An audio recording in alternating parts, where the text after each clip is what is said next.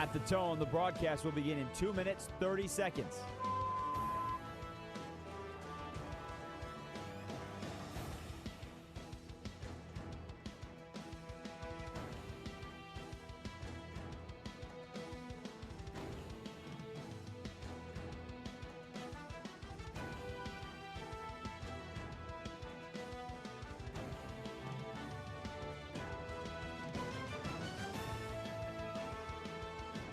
At the tone, the broadcast will begin in 2 minutes.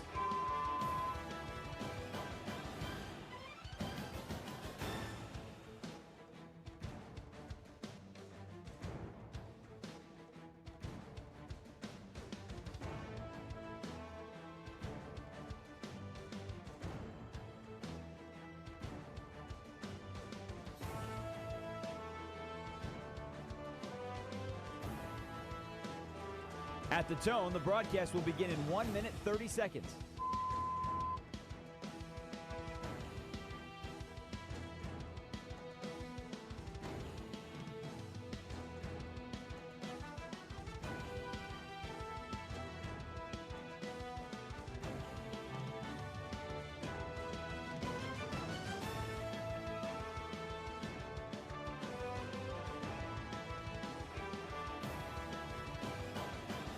At the tone, the broadcast will begin in 1 minute.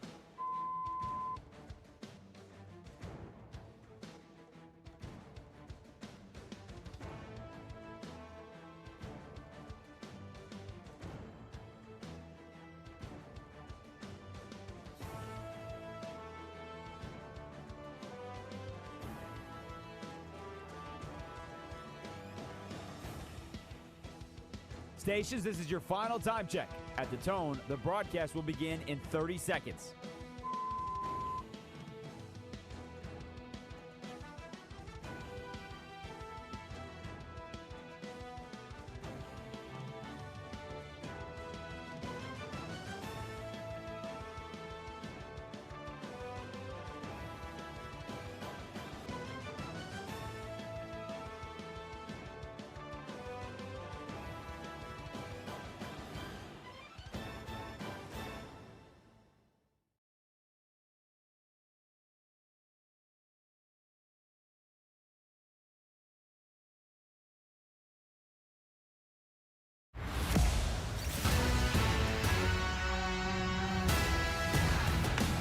This is Bleck and Abdalla on Westwood One Sports. Here's Chris Bleck and Adam Abdalla. Welcome in to Bleck and Abdalla here on Westwood One Sports, the Westwood One Sports app, Sirius XM, channel 375, and all of our great radio affiliates around the country. I'm Chris Bleck along with Adam Abdalla, live from Chicago each and every day on the air until 3 Eastern. You can always call or text the show at 310-840-4910. Abdalla, we have a lot to get to.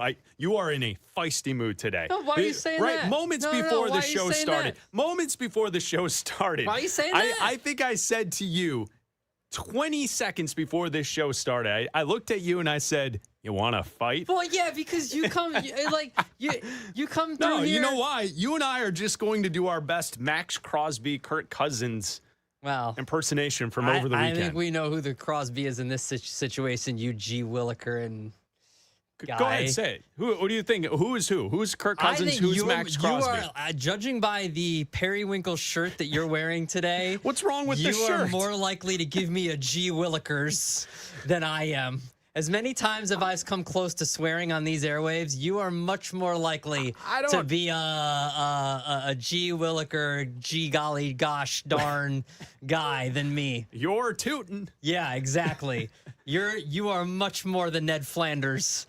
Okay, that's not right. I'm just saying. I think you do want to fight today. I'm just saying. I think you're in a feisty mood. You came in here and was like, man, last night was the first night. The sun set before 8 o'clock. And I was like, yeah, it's called time.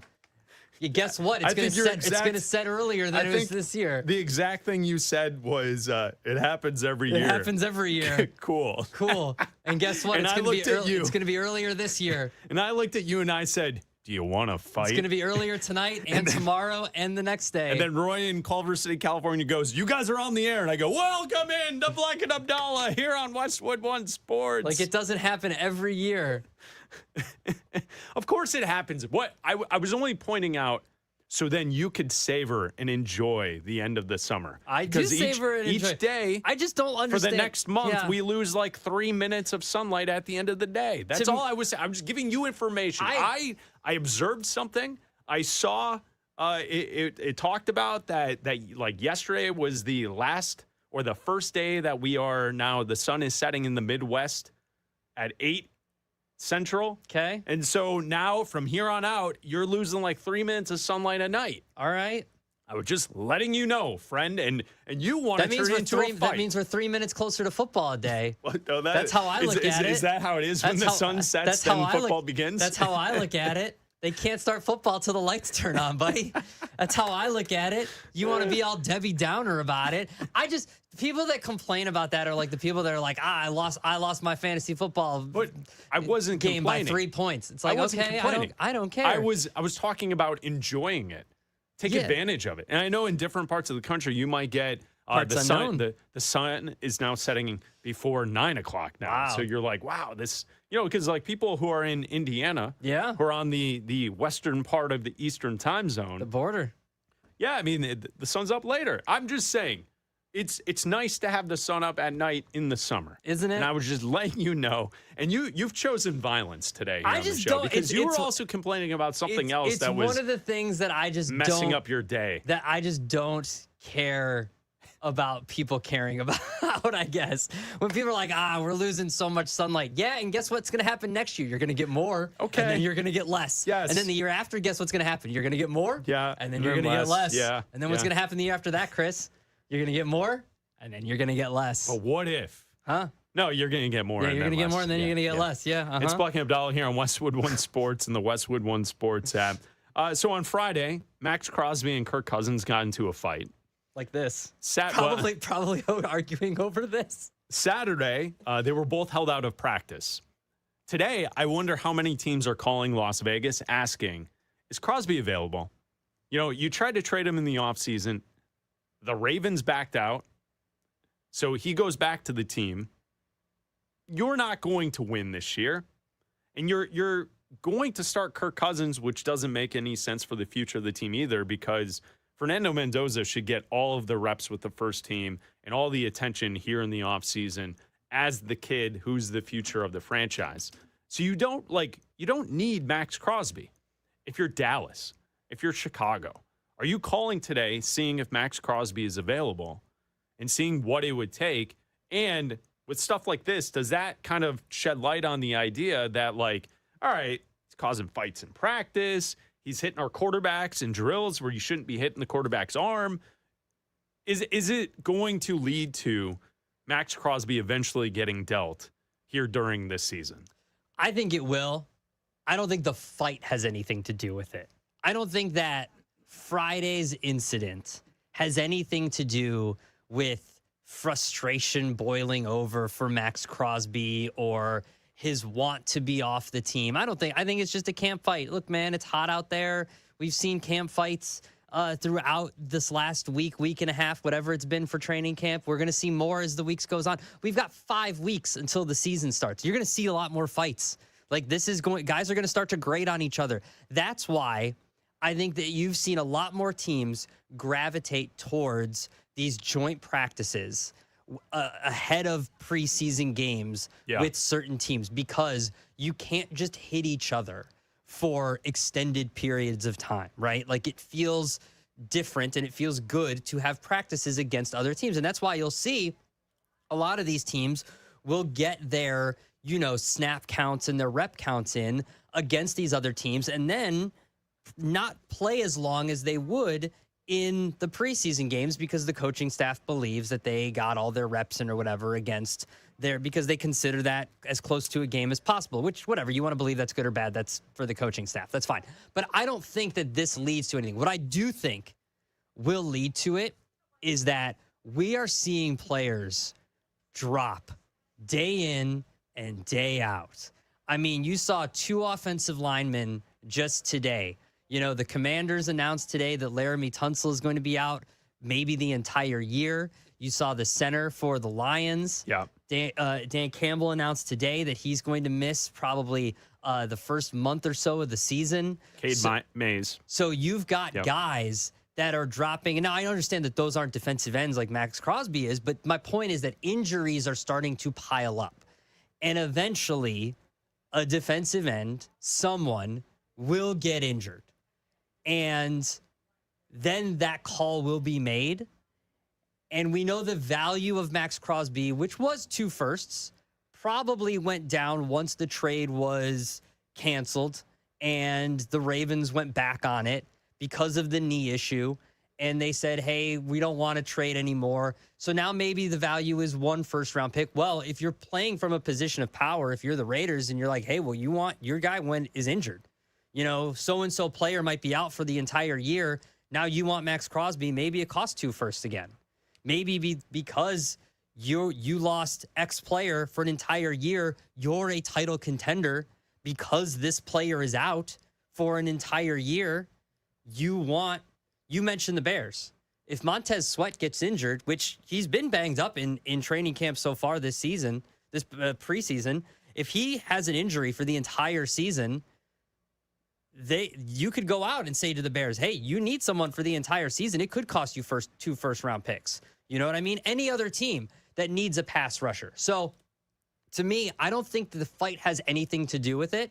I think the amount of injuries that we're seeing in training camp to high-profile players of need, could have something to do with it. And the Raiders could draw this out through training camp, through the preseason, and into the regular season until we get to the trade deadline, where you see some movement here at the trade deadline in case someone does get injured, or you see a team that maybe pops up as a contender that we didn't think would be a contender, that maybe is a Max Crosby away from being a real playoff contender that was maybe a fringy playoff contender. Yeah, I would say the one thing that I would push back on in pointing out that there's a lot of injuries is we do this silly dance every training camp. Guys get hurt. It's football. Yeah. People get injured. And throughout the season, players will get injured. It's football. It happens. If you are a team that's hoping to go to the Super Bowl, you got to get lucky. That's just what it is. And if you're a team that has high expectations and something happens to your quarterback, you're likely not going to the playoffs that year. That's it. And I don't need to hear from 32 fan bases. That's just the roll of the dice of the NFL. If your quarterback goes down and is missing significant time, you're not going to make the playoffs. Very unlikely that that's the case. There's a couple backups that could hold down the fort and get you through and maybe get you to a 500 record in that fashion. But outside of that, we kind of know how that works.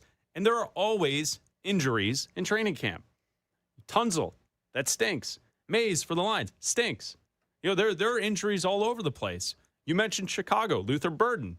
The guy they're expecting to be the number 1 wide receiver this season, he's out until maybe the opener. Mm-hmm. So he's going to miss all of training camp with a groin injury. Think about it. Wide receiver, groin injury, missing all of camp. Probably not going to be great throughout the season in that situation. So we'll see. There are always injuries. I mean, hell, you talk about injuries in training camp. You haven't even mentioned San Francisco. Oh, yeah. Their entire roster is injured for the most part. Mm-hmm. I know it's an exaggeration, but it feels like each day there's a new injury popping up for San Francisco here in training camp. So there's a lot of injuries, and we're just getting started. Thursday of this week, we have 6 preseason games. So, to me, the boredom of waiting through the summer to get back to football, and I know we had the Hall of Fame game last Thursday night, but essentially Thursday on, we got football to watch. And I get it, they're preseason games, but with 6 games on TV, you're going to be able to flip around, find it on the NFL Network. You're going to see your local team play. There's going to be football in action. There's going to be backups fighting for positions. There's going to be end-of-roster guys trying to make teams. That's all fascinating. It's all great. But my point is, we're saying the same thing, is that injuries are going to happen. I thought you wanted to fight. No. Okay. I mean, that doesn't change the fact that I want to fight, but about different things. In this instance, we agree. We're saying the same thing. injuries are going to happen. The Raiders have no rush in doing this. Max Crosby isn't saying he wants out. They have no rush, but they also have no need to have him. Okay, but what's the point of rushing this? Unless they think that they're going to compete, that they can win the division. But he is not causing problems. It's a camp fight. If he comes back to practice today and causes another camp fight, then you've got a trend, right? Then it's an issue. If he's throwing helmets, if he's doing all that kind of stuff, whatever, that's fine. That's completely different. One camp fight is an anomaly, right? By all means, he's said everything that he wants to be there. They've said they want him there. They have no rush to trade him whatsoever. They can wait until, like you said, it's the NFL, injuries happen, someone gets hurt, or a contender emerges that is a Max Crosby or believes that they're a Max Crosby away from competing for a Super Bowl or making the playoffs, and they go to the Raiders and they say, hey, here's 2 firsts, here's a first and a second, here's whatever. So they've got no rush. They can wait until the trade deadline, deep into the season if they want to. So I don't think that there's any rush whatsoever just because that there was a fight on Friday to start picking up the phone and taking the first or second offer that you're getting from GMs just because you see the headline that he and Kirk Cousins are getting into it, and Kirk Cousins had to G. Willikers him off the field, you know? Let's take a listen. Here's Clint Kubiak, head coach of the Vegas Raiders, talking about Cousins and Crosby in their fight. Yeah, that's training camp. You know, those 2 leaders of our team going at it. So that is part of camp. Obviously, you fight in the game, you throw a punch in the game, especially then you're out of the game. So we got to be smart, treat it like a game. So there you go. Kubiak on why on Saturday Cousins and Crosby were not there at practice as Max Crosby hit Kirk Cousins twice in a drill. Cousins got in his face. He grabbed his jersey. I wonder what it's like to fight Kirk Cousins. Mr. Cole's Cash. What's that like? What do you think? I imagine he puts up his dukes in a very old-fashioned way. Like he looks like someone fighting in like a very like 1910s, 1900s style. Put him up. You know, put him up. And like he does a little like back, like his feet are doing a lot of the working, you know, like dancing back and forth. And like Crosby's I've actually seen videos online of dudes who are like in the street going to fight someone, and then they do that, and then they knock the dude out. Yeah, that's true. And I imagine Crosby, because there's like some like boxing background there. Well, that's fair. Or it's either Crosby doing the thing where he's just like holding his head and like he's just swinging. He's just swinging because he's not big enough, and Crosby's just holding his head because his arm is long enough, whereas Cousins doesn't have the reach to get him. Well, like I would ask you this: where on the list do you rank Kirk Cousins as far as punchable faces in sports go? Oh, I don't think he has a punchable face. I think Kirk Cousins is a nice guy. I've got nothing against Kirk Cousins. Okay, all right. Yeah, like I don't think he's got a punchable. I've got nothing against Kirk Cousins whatsoever. I feel like they both give shades of, they're different. They come at it from different angles, but I feel like both Cousins and Crosby have shades of like try hard guy. Yeah. Oh, yeah. Because Crosby's like a wannabe singer, rap artist, right? Crosby's like you see, like he's got his music, and then Kirk Cousins is corny as all get out. Yeah. Ned Flanders, but like. He's also like he kind of gives the flair that like he thinks he's kind of cool. I don't have like anything against. I don't think either of them are punchable. Okay. I don't think. Well, no, you wouldn't want to punch Crosby because he would lay you out. Yeah, I don't need to get that dude's into tough. Yeah, I don't need to get into any of that. That dude's like real tough. No, But it shades of try hard guy. Yeah, on both ends. For sure. On both ends. It's Bleck Abdalla here on Westwood One Sports. You can call or text us at 310-840-4910 from the 443. The Raiders starting Cousins makes no sense. If he goes 2-4, maybe worse, then they'll start the rookie. Now you're putting your rookie quarterback in a losing situation. That's from Derek in Baltimore, texting the show this morning. Shout out to Derek. Be like Derek and join the show at 310-840-4910. And that's been my philosophy this entire offseason with the Raiders is you drafted a kid number 1 overall. Start the kid from day one. Let's go. I'm honestly surprised, and you can watch our show at youtube.com/@Bleck and Abdalla show. Please subscribe, like all that good stuff, comment. And the comments on any video that we put up about that quarterback battle specifically are to the opposite. Like a lot of them are let the offense gel and then put in Mendoza. What do you mean? No, that's not how it works. That's not how it works. No. The offense is gelling with Mendoza. Let the offensive line learn and then put in.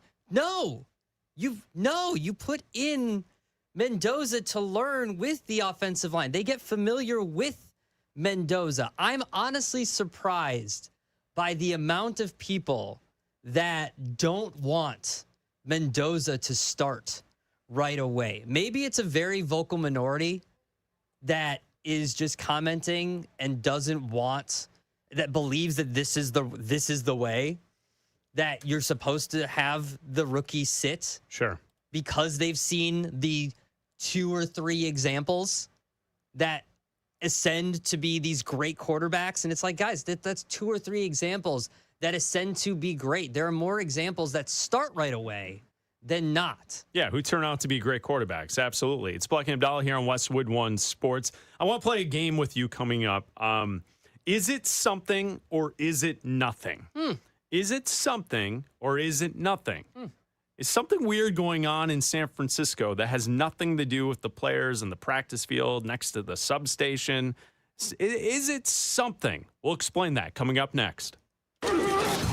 Cleveland can't figure out its quarterback situation. Said just about everybody for the last quarter century. And this year, questions keep coming.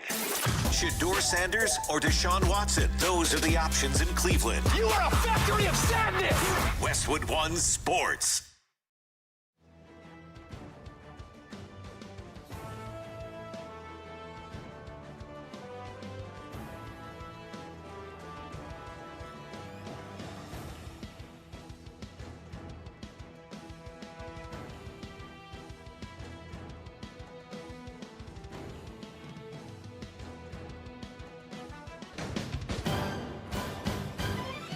At the tone, the broadcast will begin in 4 minutes, 30 seconds.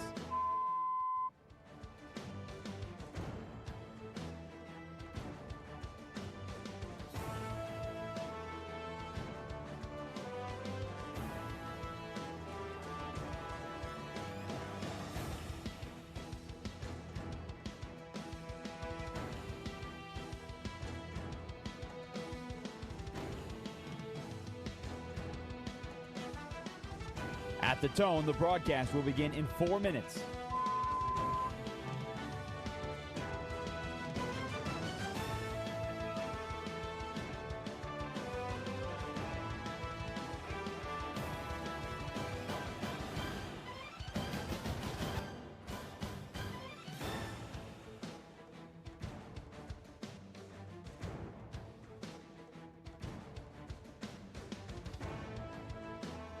At the tone, the broadcast will begin in 3 minutes and 30 seconds.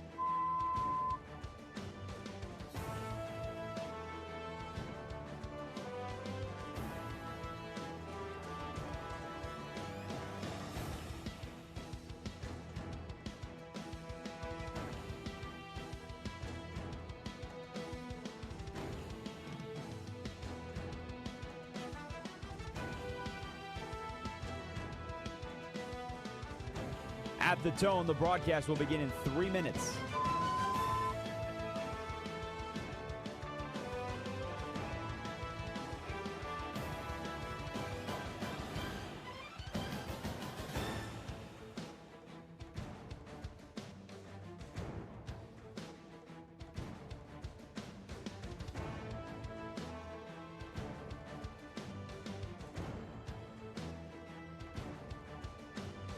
At the tone, the broadcast will begin in 2 minutes, 30 seconds.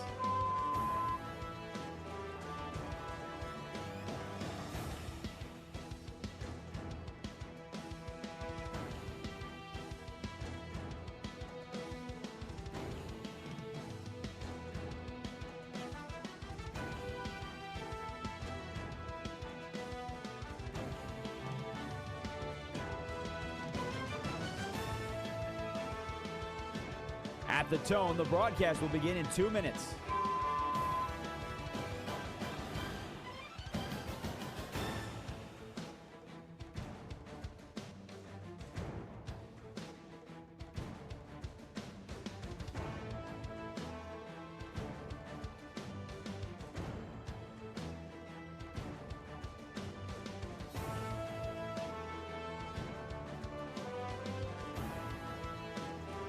At the tone, the broadcast will begin in 1 minute, 30 seconds.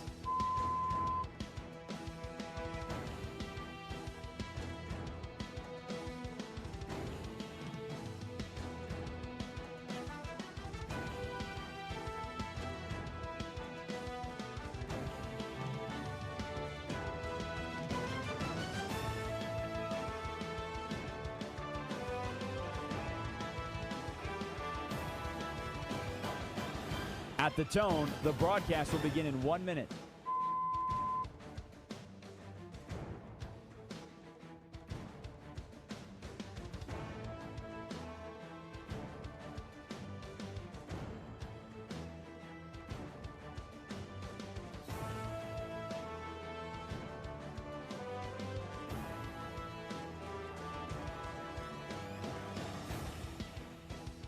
Stations, this is your final time check. At the tone, the broadcast will begin in 30 seconds.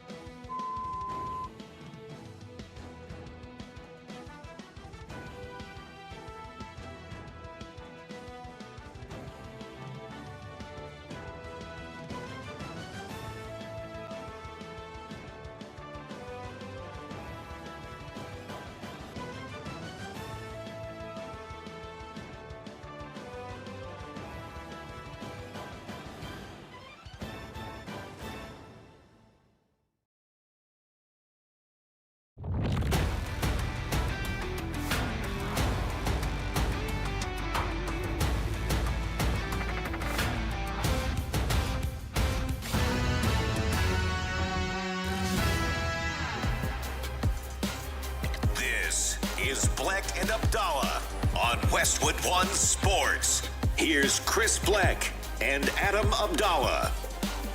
We're going to play everyone's favorite game show. Is it something? Is it nothing? Bleck and Abdalla here on Westwood One Sports and the Westwood One Sports app. Abdalla, I need to ask you this. Is it something? Are we making too much of this, or is it nothing? Should we just keep it moving, focus on the football, and then not really worry about what's taking place? Are you aware that over the weekend, okay, so in San Francisco, Kyle Shanahan, in the offseason, got in a car accident. Mm-hmm. The car accident originally, based on the police reports filed at the time, suggested that he was the victim in a crash that was caused by the other person. He then comes out and he gives the information saying, hey, it was wrong. It was my fault. I was on my phone. And that's why the accident happened. I was looking for my phone. I was distracted, being a distracted driver. You and I support NHTSA here on the show, and they want everyone to not be distracted while driving. Yeah. So shout out to NHTSA. Put down the phone. Your phone is one of those items. Yeah. And it made sense, right? I think we've all, sometimes my phone's in the pocket of my shorts.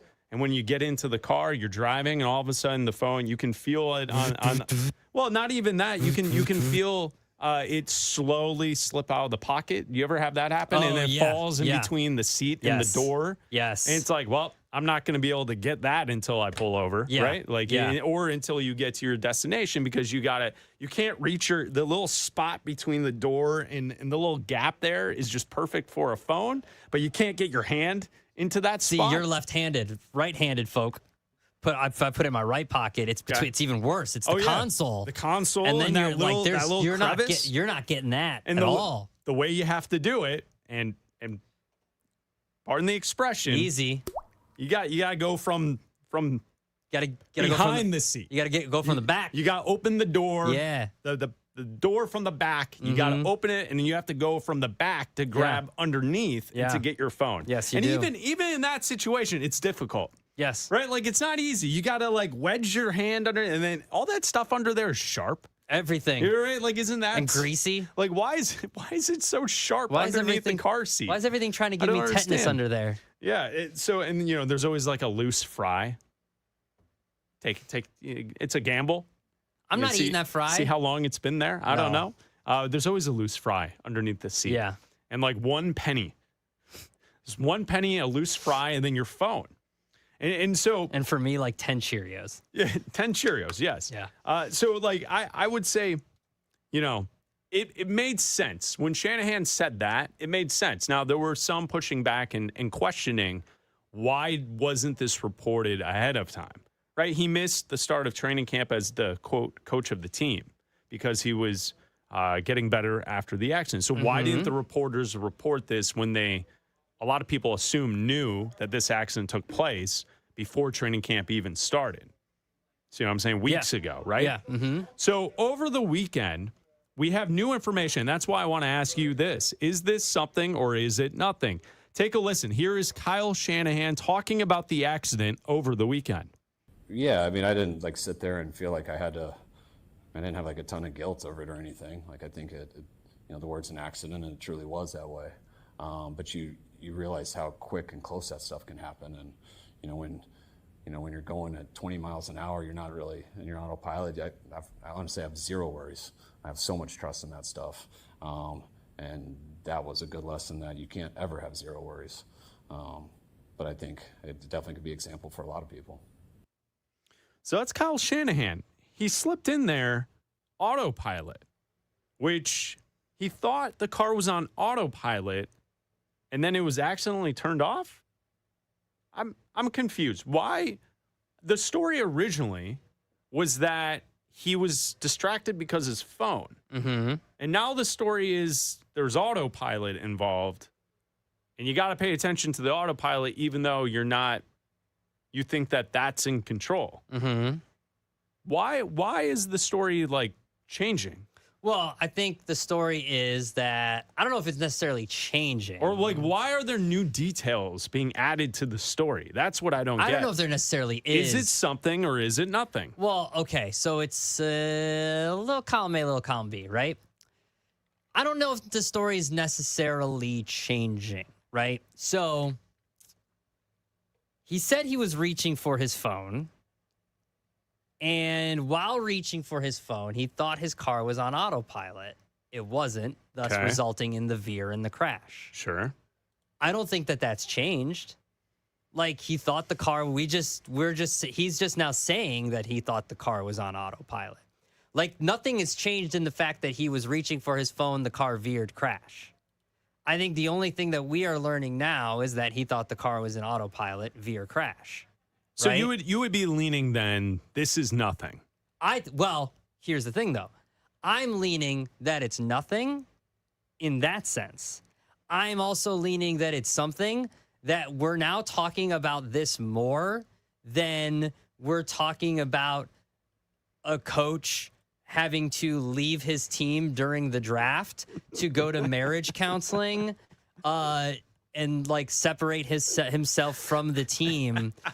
This has now been more distracting than Mike Vrabel and Diana Rossini. Has it? He's spending more time talking about it than Vrabel is did it really talking distraction? about He's spending more time talking about it than Vrabel has talking about his issues. Mike Vrabel and Diana Rossini. I understand he had to miss time and he had to, go. He's dealing with concussion effects and all that, sure. and all that kind of stuff. And he's going to be coaching during the preseason and all this kind of stuff.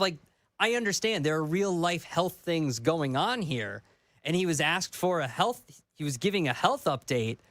But at a certain point, the NFL coach, and maybe this is just the NFL hardo coming out, being at a certain point, doesn't the NFL coach being isn't he just gonna be I'm fine, ask me about ball? Yeah, I mean, it's weird. The way he said it was so casual. Yeah.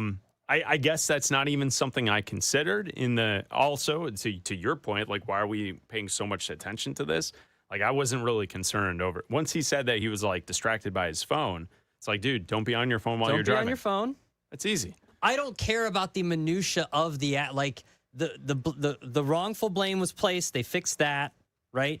We found out that he was looking for his phone. I don't care. I didn't even know the man had a Tesla. that he was an autopilot now. I assume it's a Tesla. Are there other cars with autopilot? I don't think so. I don't know. I don't think my car doesn't have autopilot. So that are cars that normal civilians are driving. I don't think so because obviously like the taxis, the Waymos. Yeah. Those are different. Than the ones that you can engage in autopilot while driving. Have you ever been in one of those? A Waymo? No. One of the Teslas where you can just have it take over. And you're sitting in the seat. You know, there's also all the viral videos of people taking a nap while doing that, like on the highway. You're not supposed to do that. No, I know. I know you're not supposed to. You're supposed to be alert and active while it's driving. Okay. So it only engages if you're sitting in the seat. No, so it's not just Teslas. So what else can do it? So there's according to a quick Google, a GM Super Cruise, a Ford Blue Cruise, a Mercedes-Benz, and a BMW Rivian. Rivian? BMW and also a Rivian's Rivian. a separate vehicle. Yeah, a BMW and Rivian. Okay, all right. Yeah, I mean, I didn't know that. It's wild to witness it though. He was driving a Tesla, supposedly. Yeah. That it's to be in the seat and to engage in the autopilot and have it take over for you. Here's what I would throw out there as a human. I don't get it. I like driving. Why would I want, if it's my car and I'm going somewhere, why would I want the autopilot to take over so I'm not the one in control of driving the vehicle? Don't you feel like, though, that it's going to get to a point where people that are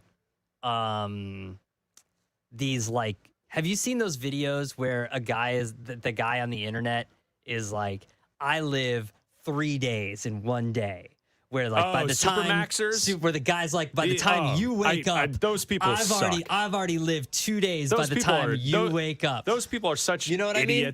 Right? such losers. So the people that are using the autopilot. I'm working a 7-day work week before you even get up because I wake up at 2 a.m. and I do this and I do that and I drink this and I exercise here. And you're an idiot. My half hour is actually an hour. It's like shut up, dude. Yeah, they're maxing out their efficiency of life. Don't you think that there are people that are using autopilot to, while you're just to do work? You're just driving. Sure. Come on, man. You are just driving when you drive. Yeah, I'm How just driving. How are you just driving when you drive? I'm just driving, man. I'm making deals. No, you're making deals. I'm writing emails. I'm making calls. I'm doing everything, which you shouldn't do, obviously. But don't you think that there's gonna be Supermax like coaches that are I'm watching tape, I'm breaking down I'm breaking down film, that are doing this. You should absolutely not do that,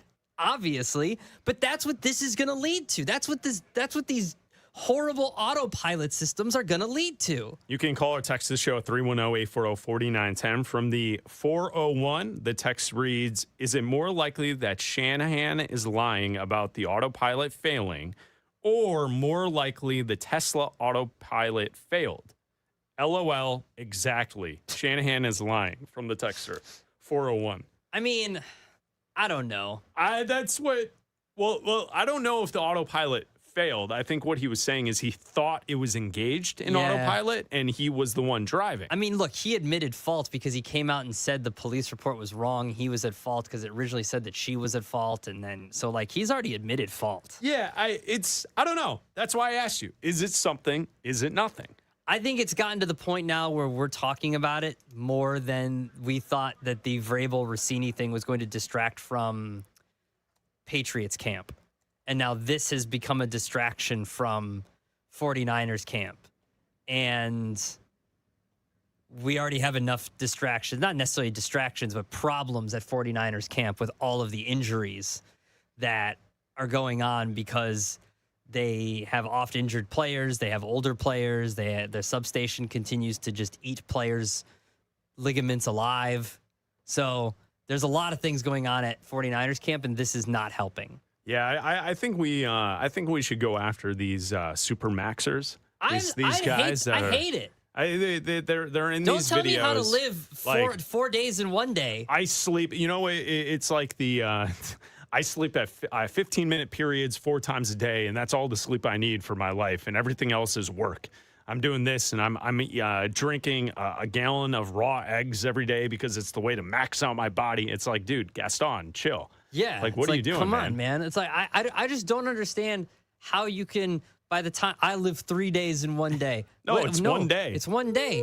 My It's hour 1 is day. actually 2 hours. No, it's not. That is 1 hour, sir. Just because you write 4 emails and I only write none doesn't mean anything. Here's the problem. You're at a party and you run into one of these weirdos, and then their entire night is telling you something they heard on the Joe Rogan podcast. Yes. From someone else who's a super maxer, right? And like that's their entire personality. That's one of the things that like when you run into these people out in the wild, you got to be aware. Yeah. You got to watch out, head on a swivel. Yeah. I'm a hate maxer. Sometimes being lazy is okay.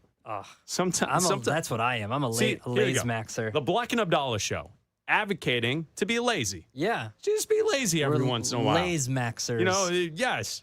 You want to sleep in? Go for it. Do it. If it feels right, go for it. Do it. You walk by the kitchen, see a donut on the counter. Eat it. Yeah, eat the donut. Go for it. Eat that donut. The Bleck and Abdalla show approve this message. Hanging out with you until 3 Eastern. You should live half a day in one day. Yes. Don't even live the full day. Right. Half a day. You should get a Fitbit or one of those rings and see how low the score can go. See how little steps you could take. No, you're right, because those same people are the people with the Aura rings. Yeah. And then I've got 3 Aura rings. I've got a thermos that says how many gallons of water that I drink. Hand up. I've got to ask this question. I really am concerned about this. Really concerned for everyone.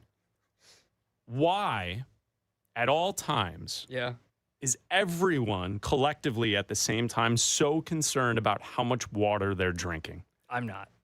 No, I'm not either. I have water here in the studio. We are here for 3 hours. I don't. Having a show. Well, I do it's in my fine. bag. I have a Celsius right now. No, I don't understand. Shout out if you want to join. But like when you're walking around in public, when people are going around their daily activities, do you not think that you're going to be able to get water later? You're not running errands in the Sahara Desert. Dude, my wife brings water, a thing of water everywhere. I'm like, where do you think we're going? Yeah, I don't understand. Why is everyone carrying around these bottles? Yeah. Dude, the restaurant you're going to is not going to have water? You're running to the store for 10 minutes. When you get home, you can't get a drink of water? I don't understand this. And the store has water. I've always thought this because, I'm a distance runner. I've ran at times in my life. I don't know if you guys know this. But Chris once won a half marathon. Not ran. Yeah. What came in first? Yes. Came in first for a half marathon. But here's what I've never understood. Not the full thing. Don't worry. Not a full thing. I won't give him that satisfaction. No, it was a half. It was a half marathon. I don't like training for fulls, so a half was it. But you still won. Came in first. I did. Here's what I've never understood as a special gold star for that one. As a runner, as a distance runner. The longest run, like a marathon, someone's running a marathon, you're out there for 4.5, 5 hours. It's different. And those events, they give you water as you go. Yeah. When you see someone who's like in your neighborhood going on a 30-minute run, why are they carrying a water bottle? You see what I'm saying? Like, you're going to be gone for 30 minutes. Okay, fine. You go for an hour. An hour. You can't get water or you can't drink water before you leave. Stuff. I've never understood we'll get to carrying stuff later, but runner who is running around with a water bottle. You can't wait. I've never got that. I hate carrying things. So like, I know that's why I didn't like track. Carrying the baton, it was annoying. Seriously, it's an annoyance to carry the baton. It's part of the event. I understand it. It's annoying. You can't drop it. It's annoying to carry something while running. I just don't. I've never understood that. Just drink water. Why you gotta? There's water everywhere. I mean, we are fortunate to live in a place where there's water everywhere. As Raj jumps on the YouTube.com / at Bleck and Abdalla show. I almost keep saying at backsplash because we're talking water so much. He's got his water with Nuggets stickers all over it. Are you working on your kitchen? Got a new backsplash? No, just because of water. It's a splash. You gotta hydrate. You gotta hydrate, fellas. You gotta hydrate to win. No. The show is advocating laziness and lack of hydration. That's what we're doing today. This is a good flavor. Limoncello. Raj, I just don't get the, like, if you're leaving your home for 10 minutes, why do you need to take a water bottle? Well, with what you? if you're already drinking water on your way out? Or some people. All right, get ready for this one. My wife has a water bottle Still funny. that has lines on it of how much you're supposed to drink a day. She got me one. I didn't have the heart to tell her I was never going to use it. So it's literally here in my studio right now in a drawer, never been used. Does it have like motivational words on it? Does it have like words like, you got this, keep going, almost full? He's getting it. Hold on, he's getting it. Hold on, he's getting it. He's getting it. He found it. That is a large water it does. bottle. It does have the words of affirmation on it. You're right. 8 a.m., good morning. 10 a.m., you've got it. 12 p.m., keep drinking. 2 p.m., halfway there. 4 p.m., no excuses. 6 p.m., a little bit more. 8 p.m., well done. I wasn't wrong. See? This has been in here for at least a year, and I don't know if I've ever even opened it. Now, but the I did have key a heart is to be like, I'm never going to use that thing. Fill it up with Mountain Dew. But she doesn't know that you don't use it because, She doesn't Could know you that you imagine? don't use it because it's at work, so she thinks you use it because you never bring it home because it's at work. My husband's If you so filled this hydrated. thing with Every Mountain day Dew, he drinks this. By the time you hit about here, you would be like jumping off the walls. That would be very unhealthy. You guys, I think. Raj, if you carried that around with you when you drove places, you'd have to put that in the child seat. That's that big. Oh, that's a, You have to that's a strap it in with a seatbelt. It's a gallon.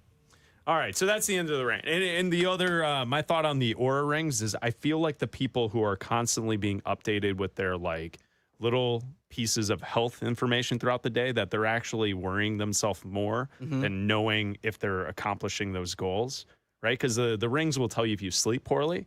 Yeah. Well, if you didn't have the ring, would you know that you slept poorly? Yeah, but you would. But if you woke up and you felt like you were fine, but then the ring says, hey, you slept poorly, now it's in your head all day that you slept poorly. You know how I know if I slept poorly? I'm tired the next day. Yeah, That's how I know. Yeah. I think the cavemen figured that one out. I think that's something that's been a pretty... Me I think tired, the brains, slept poorly. Aura ring say, no good sleep. Or a ring wrong. Bleck Abdalla, sponsored by Progressive Commercial Insurance, protecting small businesses with affordable coverage options. Quote today at progressivecommercial.com. What is going on in Cleveland with the quarterback battle? Is Monken playing a game on the quarterbacks? We'll tell you about this coming up next. Are running backs back? Atlanta's Bijan Robinson, Jonathan Taylor of the Colts, and Detroit's Jahmyr Gibbs landed big money extensions to keep running the rock for their teams. Can these big-time backs carry their teams to the playoffs? Westwood One Sports.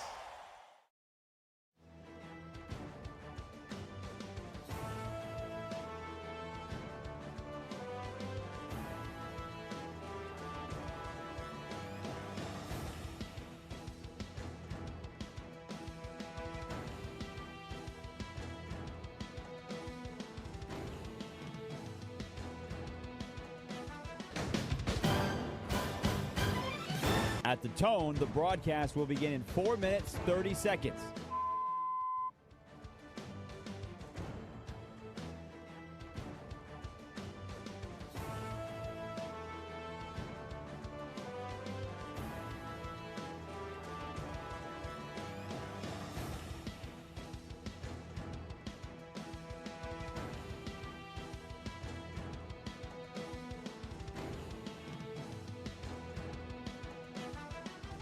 At the tone, the broadcast will begin in 4 minutes.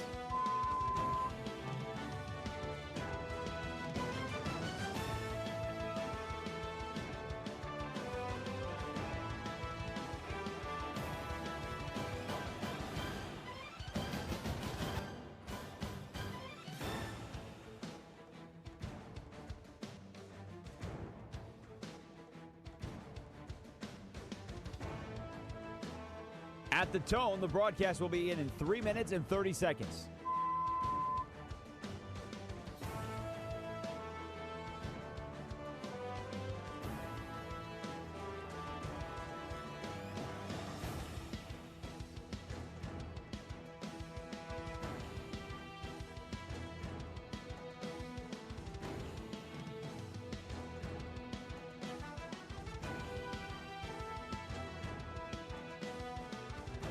At the tone, the broadcast will begin in 3 minutes.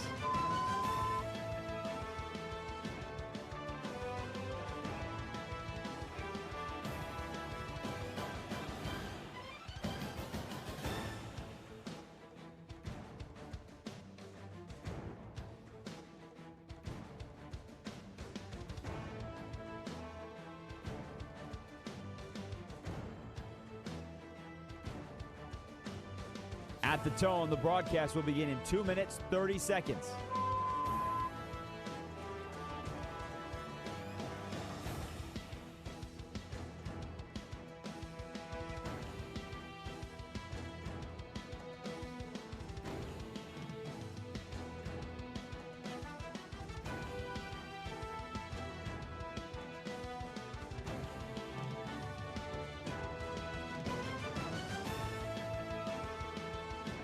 At the tone, the broadcast will begin in 2 minutes.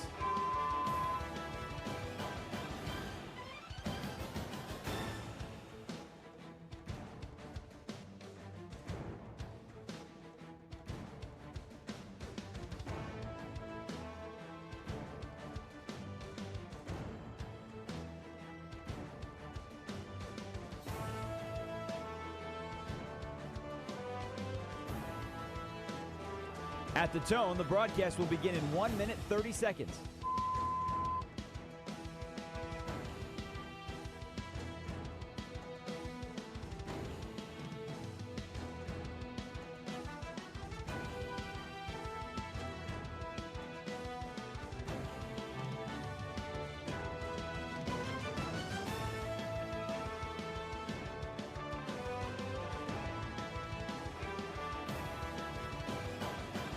At the tone, the broadcast will begin in 1 minute.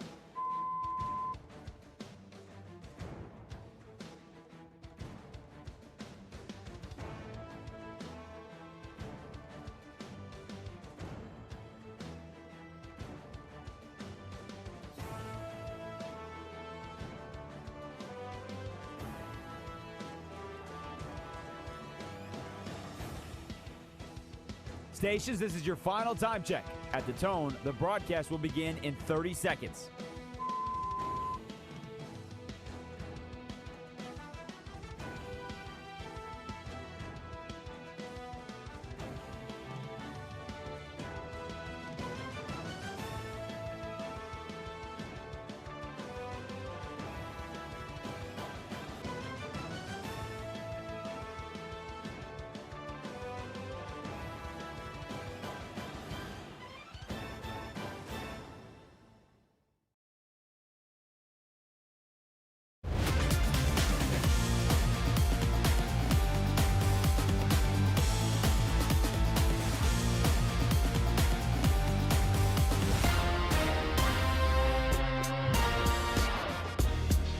This is Bleck and Abdalla on Westwood One Sports. Here's Chris Bleck and Adam Abdalla. All right, over the weekend in Cleveland, the quarterback battle heating up between Shedeur Sanders and Deshaun Watson.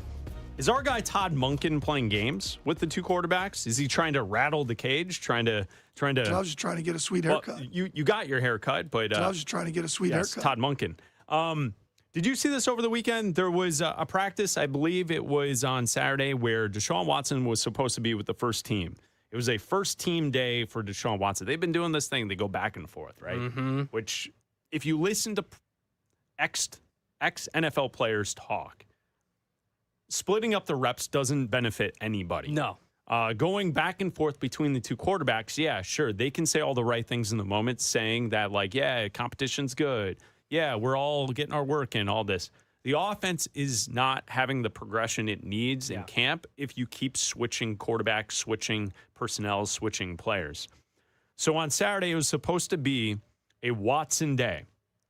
And then 45 minutes before practice, Monken told the media that Sanders would be with the ones on Saturday. So is Todd Monken trying to change it up, or has Shedeur Sanders passed Deshaun Watson? What should we make of this situation in Cleveland? This is either the greatest coaching move of all time or the worst coaching move of all time. There's no in between. There's no in between. This is either going to fail miserably or be amazing, because this is mind games. There's no like one's overtaking the other, because the plan is still the plan. The plan is still to have one start one preseason game this week and one start the second preseason game next week. Yeah. Either Shedeur or Watson will start this week, and then the other, who didn't start this week, will start week 2 And then the winner of the quarterback battle will start week 3. And then that will be your starter for the regular season. So I think this is just like a mind game. Hey, be prepared. And then mentally, we're going to switch this up. Like, this is also the guy that had to, write an essay to get his job. So, like, I don't know. Like, what is Todd Monken? What is he doing? Is this mind games? Probably. And I believe Todd Monken is expected to meet the media in Cleveland within the next 10 minutes or so. Okay. So we'll find out. Mary Kay Cabot, who's covering Browns practice today, put on social media earlier that looking ahead at Saturday, their first preseason game, Cleveland and Chicago, she writes, "My guess is that Deshaun Watson will get the start in this as the one, based on the fact that he's taken the starting reps in 3 of the last 4 practices. So outside of that Saturday practice where he was supposed to, and then Shedeur got it." She then goes on to say, "But not sure yet. We will have Todd Monken about 12:50 Eastern today." So at any moment, Monken will be speaking to the media in Cleveland. Sometimes the training camp availability varies based on the day and when guys actually meet the media. So we'll keep our eyes on that storyline and we'll find out. But yes, Cleveland, their first preseason game is on Saturday. And we'll see who the number 1 starting quarterback is for that game. Yeah. But as you mentioned, they're going to go back and forth, and they're both going to get a chance. Yeah, it doesn't matter who starts this game because the other is going to get a start in week 2, and then the winner will be determined after that. This isn't beneficial to either I do guy. think getting the first start is beneficial. I don't know. To get the very first one, I do think it is beneficial. It's like volunteering for when you wanted to go present your presentation in class. Did you want to go first, last, or in the middle? I never wanted to present, so I always wanted to be I wanted to be third. I guess you want to go first because then even if you bomb, you just get to sit there and not have to worry about it anymore. But if you go last, you're sitting there worrying about whether or not you'll bomb the presentation. Second or third. So I don't want to be first. I don't want to set the expectation. I want to be right in the middle. Is there good news for one superstar in the league and bad news for the rest of the NFL? We'll tell you about that next. This is Westwood One Sports.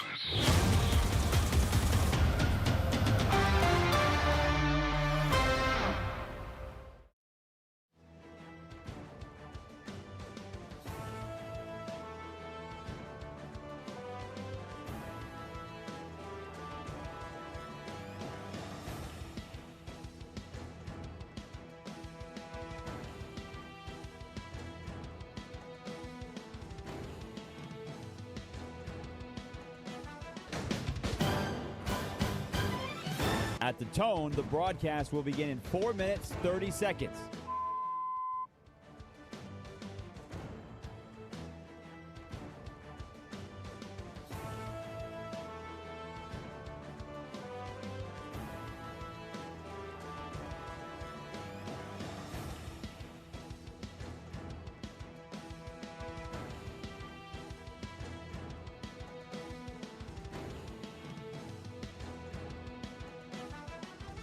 At the tone, the broadcast will begin in 4 minutes.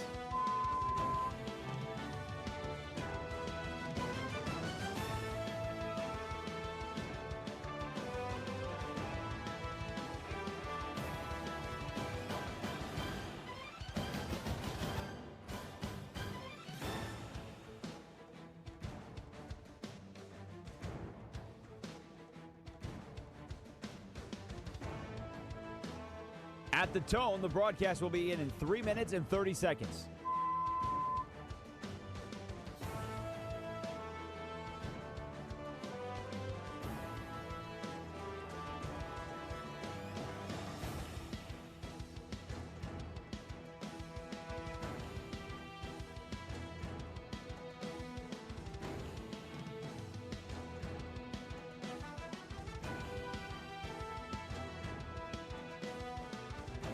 At the tone, the broadcast will begin in 3 minutes.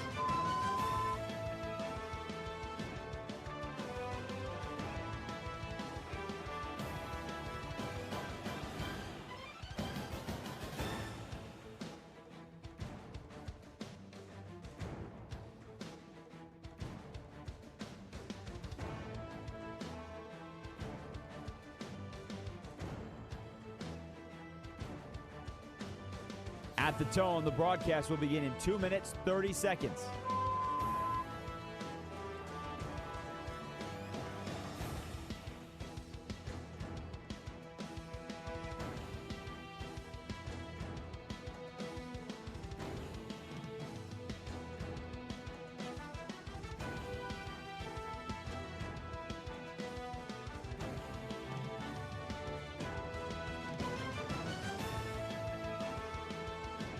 At the tone, the broadcast will begin in 2 minutes.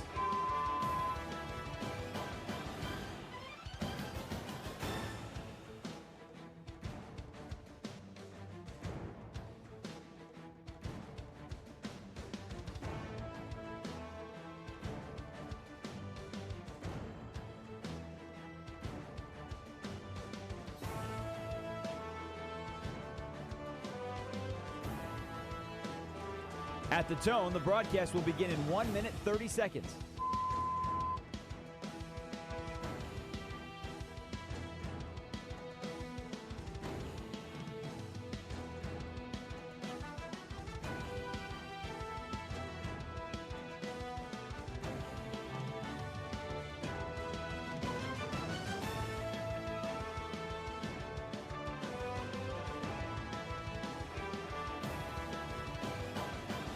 At the tone, the broadcast will begin in 1 minute.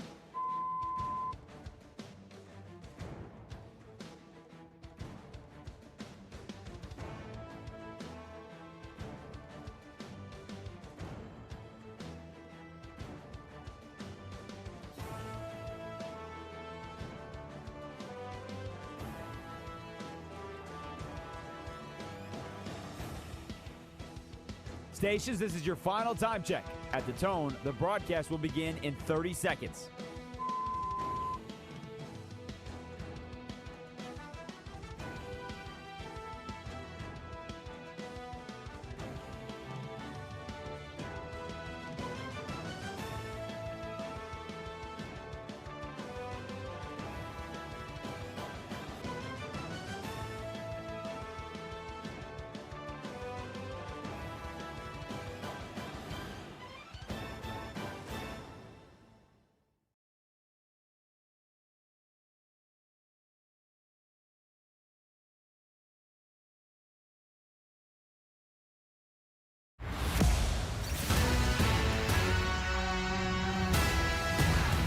This is Bleck and Abdalla on Westwood One Sports. Here's Chris Bleck and Adam Abdalla. That's right, Bleck and Abdalla here on Westwood One Sports and the Westwood One Sports app. So there's one star in the NFL that was hurt, coming back, rehabbing here, getting ready for this upcoming season. I think he's probably the most important player heading into this upcoming season. I know that as far as we look at storylines heading into this NFL season, here in training camp, we have all the quarterback battles, right? Atlanta, we were just talking about Cleveland moments ago. Minnesota, quarterback battles taking place are always a top story in the NFL. Outside of the quarterback battles, I think this specific player and his health is the biggest storyline in training camp to watch and to know heading into the season on how he feels. And that's Patrick Mahomes with the Kansas City Chiefs. And that is the number one storyline. If Mahomes is ready, if he's back to being 100%, how good can the Chiefs be? They're in a very, very good division with Denver and the Chargers, both expecting to be teams pushing for the playoffs this year. So did Patrick Mahomes get good news on the knee? Is he feeling good throughout camp? Take a listen. Here is Patrick Mahomes talking about how his knee currently feels. It feels great, just pushing every single day, trying to stack days together. I feel like when you're tired, sometimes you don't even think about it. So I'm trying to protect it, but at the same time, I'm trying to push it and get myself ready to go for the season. So that's Mahomes. And then also he talked about whether or not in practice, if he's trying to run a lot in practice. I think it's the opposite. I'm trying to hold myself back because I'm just a competitor and I like competing. And all of a sudden I'm running and cutting back and trying to pitch the ball. So it's just trying to keep yourself from doing stuff like that. But when it's fourth down, you want to try to make a play happen. You try to make a play happen. So I'm not going to lose who I am, but I'm going to try to keep myself smart and keep myself in position to be out there for my teammates. So the way that Mahomes talks about it, is that bad news for the rest of the league? Because it sounds like Mahomes is getting back to normal as we gear up for week 1 of the NFL season. It's Bleck Abdalla here on Westwood One Sports. You can also listen to us on Sirius XM channel 375. All of our great radio affiliates around the country. Bleck Abdalla live from Chicago on the air until 3 Eastern. You can always call or text the show at 310-840-4910. So there you go, Mahomes.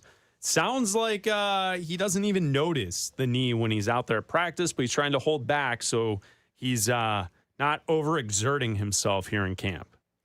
It's great news for the Chiefs. It's great news for Patrick Mahomes. I just don't think that they have the weapons to compete in their division until I see differently. I look at Xavier Worthy and Rashee Rice and an old Mr. Swift because are we getting the jersey switch yet? You want it. I would like that. You want it. I don't think Travis that's the Kelce. case. I want Kelce to switch jerseys. Tyquan Thornton, you know? I want Kelce to try and set the record for most jerseys ever sold. I want him to switch the name. Yeah. Go as T Swift instead of T Kelce on the jersey and try and sell the most jerseys ever in league history. Kelce Swift. Could we do a hyphen? No hyphen. I think what would sell the most is the T Swift jersey. I've always said that if he comes back 100% healthy, if he's fully cleared, whatever, I've got no question about the abilities of Patrick Mahomes. That's not the question here. The question is the abilities of his weapons. The question is the abilities of Rashee Rice, Xavier Worthy, Tyquan Thornton, and Travis Kelce. Those are my questions. The questions are, it's not the coaching of Andy Reid or Eric Bieniemy or any of these guys. It's the ability of the receivers and the weapons that he has and competing with the Chargers and with the Broncos in this division. And I just don't think that right now, until I'm proven differently, because again, look, it's the Chiefs and it's Patrick Mahomes. So I'm not going to bury them until they're completely eliminated from the playoffs, right? Like, it is Patrick Mahomes. And if anybody is going to carry a team on their back to the playoffs, it's going to be the guy who is still arguably could be the best quarterback in the NFL. So he could do it. He absolutely could do it. But I still believe that right now, going into the season, if it started today, I'm still putting them out of the playoffs because I think the Broncos can win the division and I think the Chargers can make the wild card. And that would put, based on all the other teams in the conference, it would put the Chiefs on the outside looking in because I just don't think they have the weapons around Mahomes to compete with those two teams. Yeah, and I think that's why, I look at Mahomes has to be a superstar. Not that he can't do that, but if Mahomes plays at an MVP level, then sure, maybe the concerns that you have with the offense, you don't have to worry about it as much because Mahomes is making up for that gap. Unfortunately, like even last year, before Mahomes was hurt, they were a 500 team. With an offense that hasn't really, you signed Kenneth Walker. All right. Did you see his takedown on Saturday? Did you see that play? No. He was pushed out of bounds at camp, and he started a ruckus because he was pushed out of bounds, a little jawing, and then he took out the cornerback, like a full-on tackle. Okay. But, yeah, I mean, Kenneth Walker. Does that mean he can block now? He can tackle. That's what's seen on the footage. Okay. You can see him tackling. So absolutely. If Mahomes ever throws an interception, we know that if it's coming back the other way, that Kenneth Walker can tackle. We know he can't catch, but Andy Reid did say he doesn't know where that came from because he's been catching in practice. I guess so. We'll see. But I don't know if they have the weapons around him to compete with the Broncos and the Chargers right now. It's Bleck Abdalla here on Westwood One Sports and the Westwood One Sports app. Did you say that there was a Micah Parsons update that you saw? Yeah, so Micah Parsons, the NFL Network is at Packers camp today, and Micah Parsons just went on set with them and said the most optimistic return date for him will be what everybody has thought has been. It's that Week 6 game against the Cowboys, October 18th. That is the most optimistic, meaning Weeks 1 through 5 are completely off the table. So if most optimistic, best case scenario, Weeks 1 through 5 are off the table. Most optimistic would be Sunday night, October 18th against Dallas. Okay, so when we were talking about this a while ago, the Packers have a rule where they don't let their players play who have suffered knee injuries like this for 9 months after the surgery, correct? That's when they're allowed to start ramping up and getting into practice shape and football shape. Because their medical people, sports science people, believe that that is necessary. You need a full 9 months before you're allowed to play. And I'm pretty sure when we saw that story earlier in the spring, didn't we count that out to the end of October? And that's why we were having the discussion on week 8 or 9, which would be week 8 would be October 29th. It's a Thursday. Packers hosting Carolina. Week 9, the Packers are on the road. That's November the 8th. And that's on the road at New England. Well, I think it was. So I'm just, you and I were discussing trying to find 9 months out from when he had the surgery. And that put us at the end of October. I think it's the I don't know if it's 9 months to the exact play date or if it's I think it was surgery. The ramp up period. No. Like when he's allowed to play again. Like I think that there's a certain amount of date that he's allowed to practice until. Like he's obviously doing something right now. You know what I mean? So I think that if he comes out and says the the most likely or the most optimistic, his words, most optimistic date is Sunday, October 18th, week 6. Well, I mean, it's also against Dallas. It's also the Cowboys. It's also Sunday Night Football. Yeah. It's a big spot. It's a home game. What I was going to say is if Parsons is saying most optimistic outlook is week 6, you and I thought that the Packers were going to place him somewhere around week 8 and 9. Clearly. Well, and his brother casually said half the season. Well, that too, right? And that would put it towards week 8 or 9. Yeah. But clearly, Micah Parsons feels good. Yeah. Oh, look. Right. So, like, if he thinks he can be ready to go by week 6, that is a great sign for Green Bay Packer fans. I'm the one that said that don't put a timeline on it. Like, I understand if your sports medicine people have gone through many knee injuries, as every team has, and has seen we want to put an 8-month or 9-month timeline on everybody that's had a knee injury. But I think that you have to address each individual differently, especially like the elite of the elite, right? Like just go one for all. No, I mean, like, if Micah Treat Parsons... everyone the same. Look, if Micah Parsons comes back in week 5 and says, guys, I'm ready to go. We have a divisional game against the Bears. Let me play. You're going to tell him, no, one more week. You got to sit out one more week. And this is what is working yourself towards that week 8 situation. So here's how the Green Bay Packers open the season.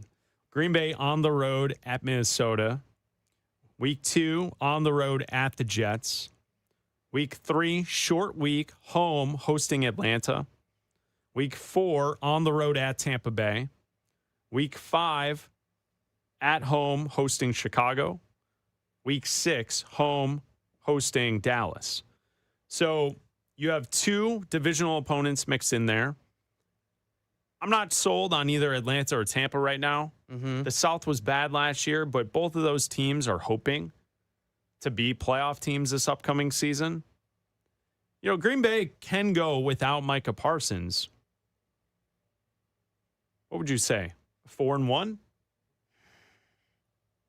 Yeah, probably. I could see that. 3-2 in the first 5 weeks? Yeah, I could see that. And if that's the case, and then you mix in Micah Parsons at week 6, now you're talking about you're not really set back for the playoff run that you want to make. No, I don't think they are. But what my concern originally was if he didn't return until week 9 or week 8, halfway through the season, you add in a Dallas and a Detroit game in there. Okay, now you're looking at you got to try and fight your way to be above 500. Yeah, look, and Minnesota's got their own problems going on at camp right now with their quarterback situation, so who knows what's going on there. Going to Tampa early in October is always tough because of the heat and the humidity down there. a home game against Chicago with the history that they've had the last year. Those games are going to be great and intense. My apologies. As a Chicago Bears fan, lifelong Chicago Bears fan, Abdalla. Just I can't. I've got like short-term memory loss. I'm like the guy from Memento, the Christopher Nolan movie. Could you help me out? What took place? You said the history last year with Green Bay and Chicago. I can't quite. I believe the Bears beat them in the playoffs. And, did they? Did the Bears beat the Packers in the playoffs? The coach said F the Packers. Oh, did he? Wow. Okay. Bears head coach, Ben Johnson. That rings a bell. Now look. That rings a bell. Now correct. Look, I would like to, carry the movie theme along. Should I get tattooed on my forearm every time the Bears beat the Packers from here on out? Yeah, I was gonna say, yeah, I would like to remove the objective host here and say I would be fine if Micah Parsons sat out until week 6. Like I think he should sit out until week 6. Sure. I think he should get fully healthy. I think week 8, like just be fully healthy. Yeah, you want to make sure he's good. Week 9, stay out till week 9, right? Miss the Bears game. I think he should miss the Bears game. You want to make sure that he's good to go. I want to make sure that that knee is fully healthy and good to go. You're a kind individual. Right? You're looking out for others. I am. I'm looking out for him and the future of his career. I think he should sit out probably until week 17. It's Bleck Abdalla here on Westwood One Sports and the Westwood One Sports app. So there's all these studies out there about young people are different than the previous generations, right? Like, I feel like we always go through this. Yeah. We're millennials. Elder millennials, we're different than Gen Xers. Gen Xers are different than the baby boomers, right?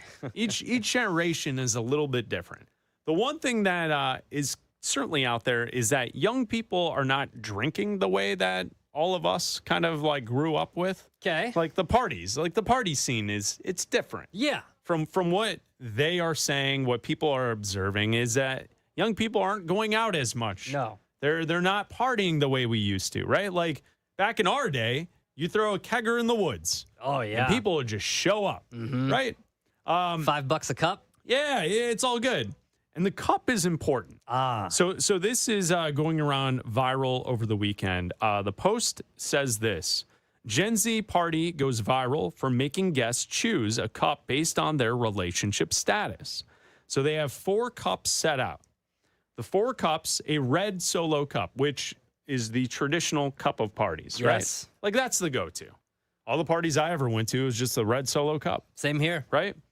So if you select the red solo cup, the sign next to that says taken. So you let everyone know you're taken. You're off the market. All right, taken.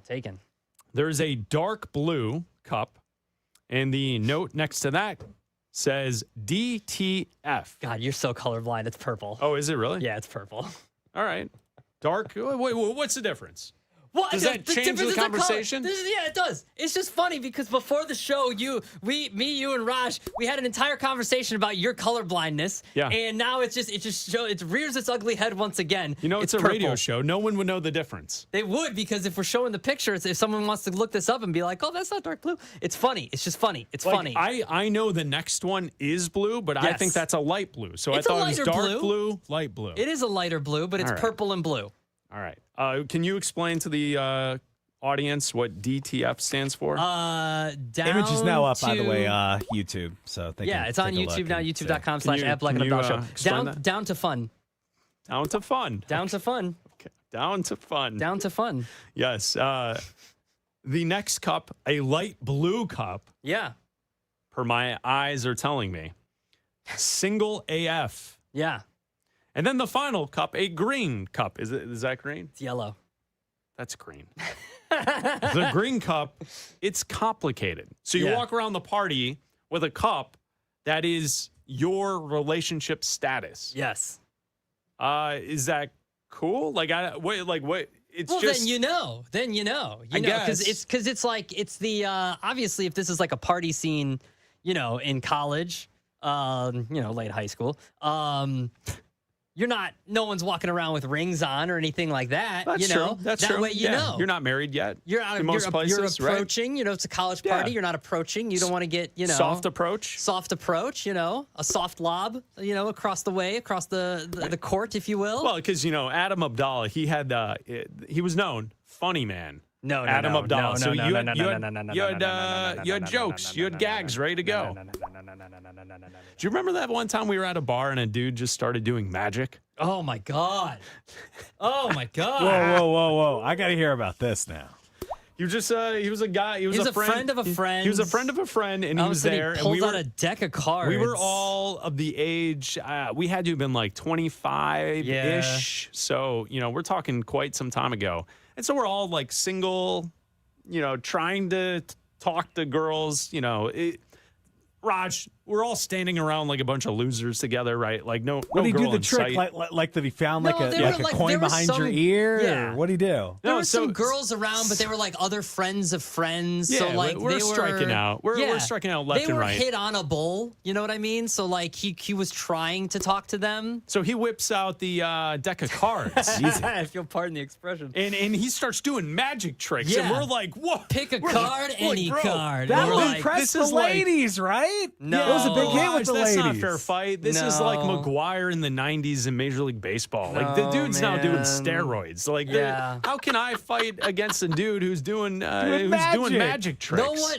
everyone Come likes on. magic. No one likes the magician. Yeah, I guess it's a lonely existence. That's what they say.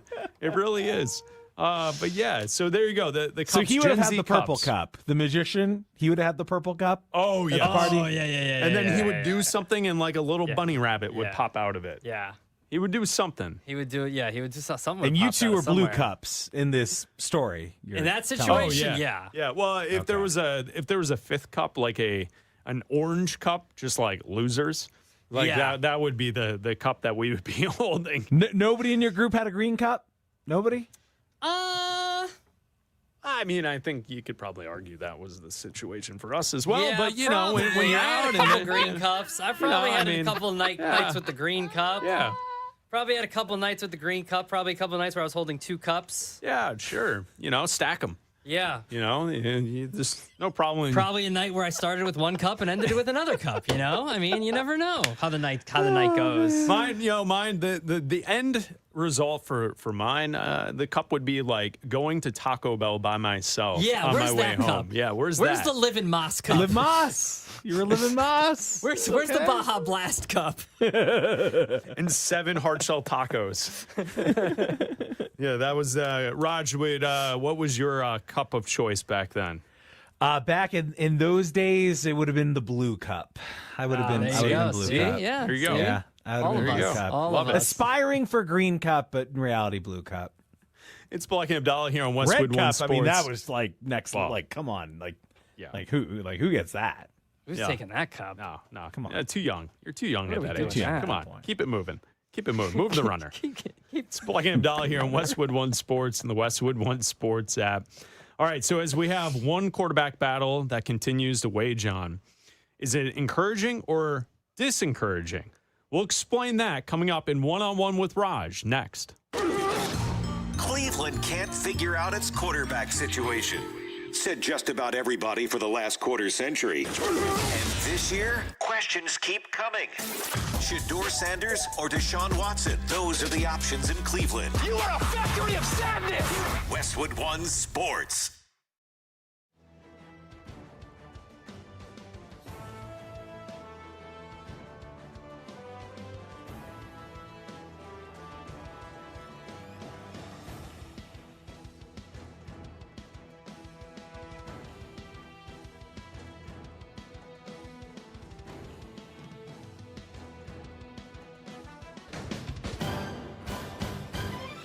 At the tone, the broadcast will begin in 4 minutes, 30 seconds.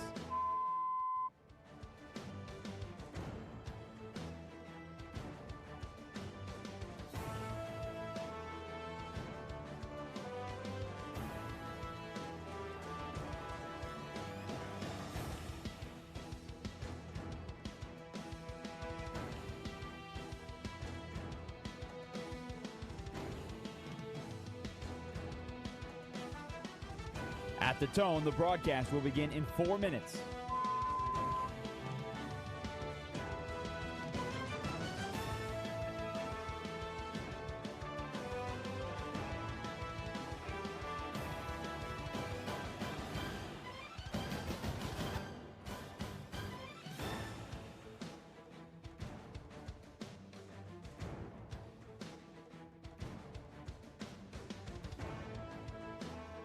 At the tone, the broadcast will begin in 3 minutes and 30 seconds.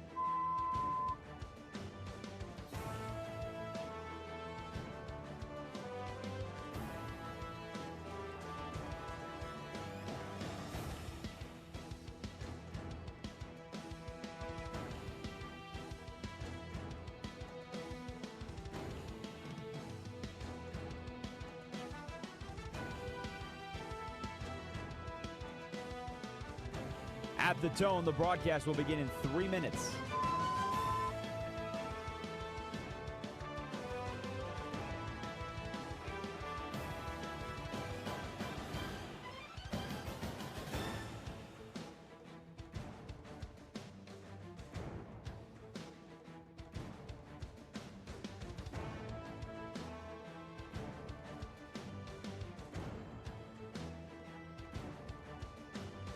At the tone, the broadcast will begin in 2 minutes, 30 seconds.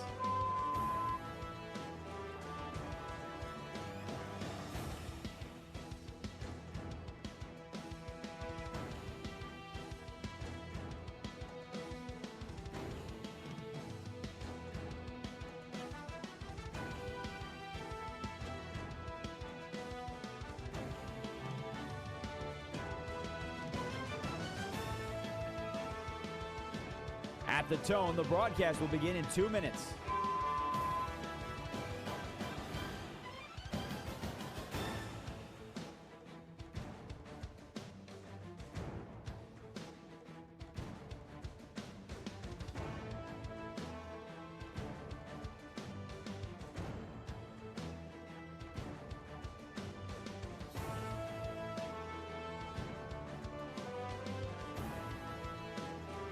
At the tone, the broadcast will begin in 1 minute, 30 seconds.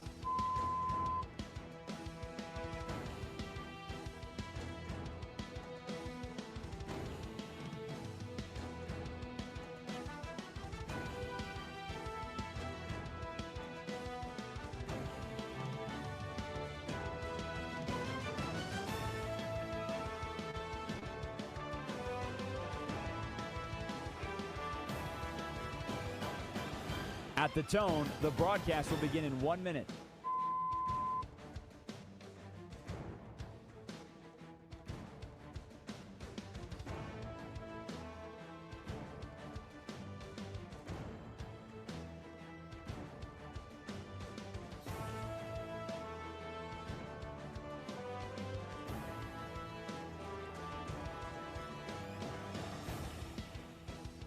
Stations, this is your final time check. At the tone, the broadcast will begin in 30 seconds.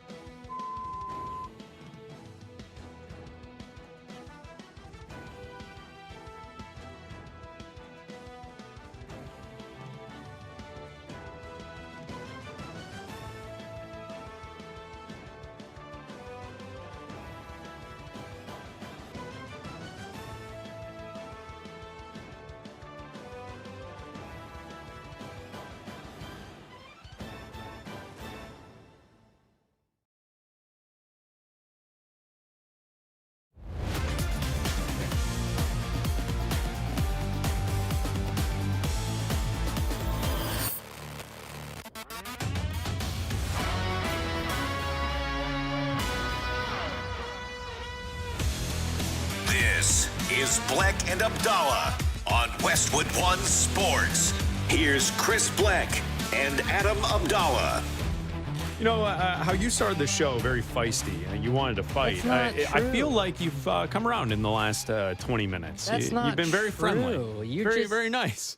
You haven't commented on something that always on happens. something that I don't care about. That always happens. Well, guess what? The sun's going to set today. I'm an old person. You are. I pay attention to the weather, and I was just letting you know about the sun. Is it going to rain this weekend? I might. Bleck and Abdalla here on Westwood One Sports and the Westwood One Sports app each and every day live from Chicago. Now it's time to go on out to parts unknown, Colorado, and that's where we find Raj Sharon. And the next question comes from the line of Raj Sharan with Westwood One. Please proceed. Please proceed on a Monday. Raj, hello. How are you? It's time for one-on-one. Raj, we cannot hear you. From parts there unknown. You go. There it helps we when you go. hit the right button. You could probably hear me now. Hey, I was hello, going to say, Raj. guys, I always know what's going on with the weather in the great city of Chicago because Chris Bleck, I can count on, watch his local nightly news. I just like to envision him with like slippers with some socks on. Maybe he's got a little, maybe he's got a robe on. I don't have a little nightcap. I don't have a little nightcap. It's not cold enough yet. No. Wait till the winter. And just complaining about something. I'm teasing. All right, guys. Hey, you want to know how the weather is? Ask someone that golfs. They'll know. They'll tell you. No. They're always on top of it. All right, guys. Let's start off with a quarterback battle on one-on-one today. I think we all kind of assumed it was going to go a certain way, and maybe it is, maybe it isn't. Let's go to Minnesota, where Kevin O'Connell says nothing has changed in the timeline of their quarterback battle, and there's even been some reports that J.J. McCarthy has looked better, maybe even won a couple days. Here's my question. We're going to start with you, Abdalla. The fact that this battle is raging on now, as we're like well into training camp, it's not over yet. Is this an encouraging sign for J.J. McCarthy, or is it more of an indictment on Kyler Murray that he hasn't already ended this? I think it's an indictment on Kyler Murray because Kevin O'Connell has said that Kyler Murray is mentally ahead of where he thought he was going to be, but obviously not physically, because then he would be winning the job. And I think we'll probably see more after this week's preseason game as to where these guys are. I know he missed the first year in J.J. McCarthy, but we kind of know what J.J. McCarthy is. And I think that they're banking on a lot of potential from Kyler Murray.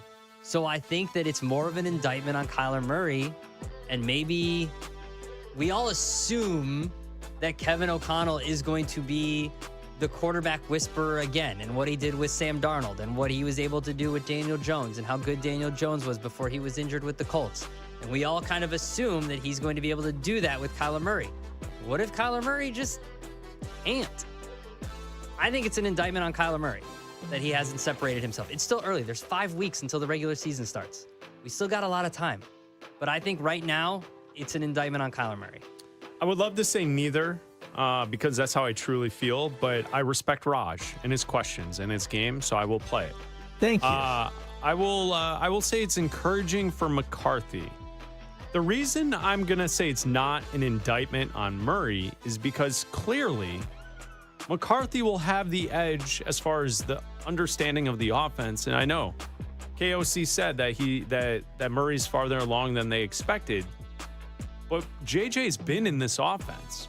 So being the guy that shows up first time in the offense and you're battling someone who's been in the offense, knows the offense for 2 seasons, of course you're going to be behind. And of course, McCarthy will have the leg up in the competition. I'm going to say it's encouraging for McCarthy because at least he didn't show up to camp and fold under the pressure of a real quarterback coming in and trying to take his job. So even if he doesn't win the job, at least McCarthy's showing a little fight. Showing other teams perhaps that maybe he is worth a reclamation project. I don't know. So I'm going to go, it's encouraging for McCarthy. Honestly, I don't think it really matters for either at this moment because I think Murray will just be the starter and that's what it is. I don't think Minnesota can go into the season with JJ as their quarterback again and think that they can be better than what they were last year. But I do think it's encouraging for McCarthy to answer the question, Raj. All right, guys, let's go to the NFC East. Big injury in Washington. Their tackle, Laremy Tunsil's torn tricep. He may miss the whole season. We're not sure yet. 2 years ago with Jaden Daniels, they're in the NFC Championship game. They're like an ascending team at that point. Then he gets hurt last year. Where are we this year with the Commanders, Bleck? The Commanders are or are not a serious contender in the NFC? I'm going to say they are a serious contender in the NFC. I think the addition of Stephon Diggs to the wide receiver core, and I'm expecting Daniels to get back to playing football. He played in 7 games last season. The number down, but also when he was out there, he wasn't as impactful as he was as his rookie season. It's all about completion percentage, right? Rookie season, 69% completions. Last season, 60. It dropped 9 points. You can't tell me that was all just injury.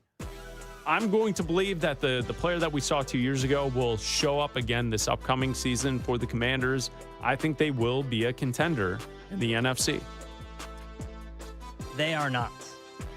And I think it's because of this injury. I think that Laramie Tunsil is such a huge part of this offensive line into what they want to do on offense, because the style of play is going to be so different for what they ran with Cliff Kingsbury there, and now with a new offensive coordinator with David Blau coming in, and how Jaden Daniels is going to be under center, or is going to be forced to stay in the pocket a lot more, and he is going to be, not running as much, and he's not going to run for 900 yards like he did, 2 years ago when they went to the NFC Championship game. When we did our pre-training camp playoff predictions 55 days before the season started, a nice round number of 55 days, not 50, not 25, 55 days. I had the Commanders in the playoffs. I'm erasing them from the playoffs. Wow. I don't know who I'm putting in yet.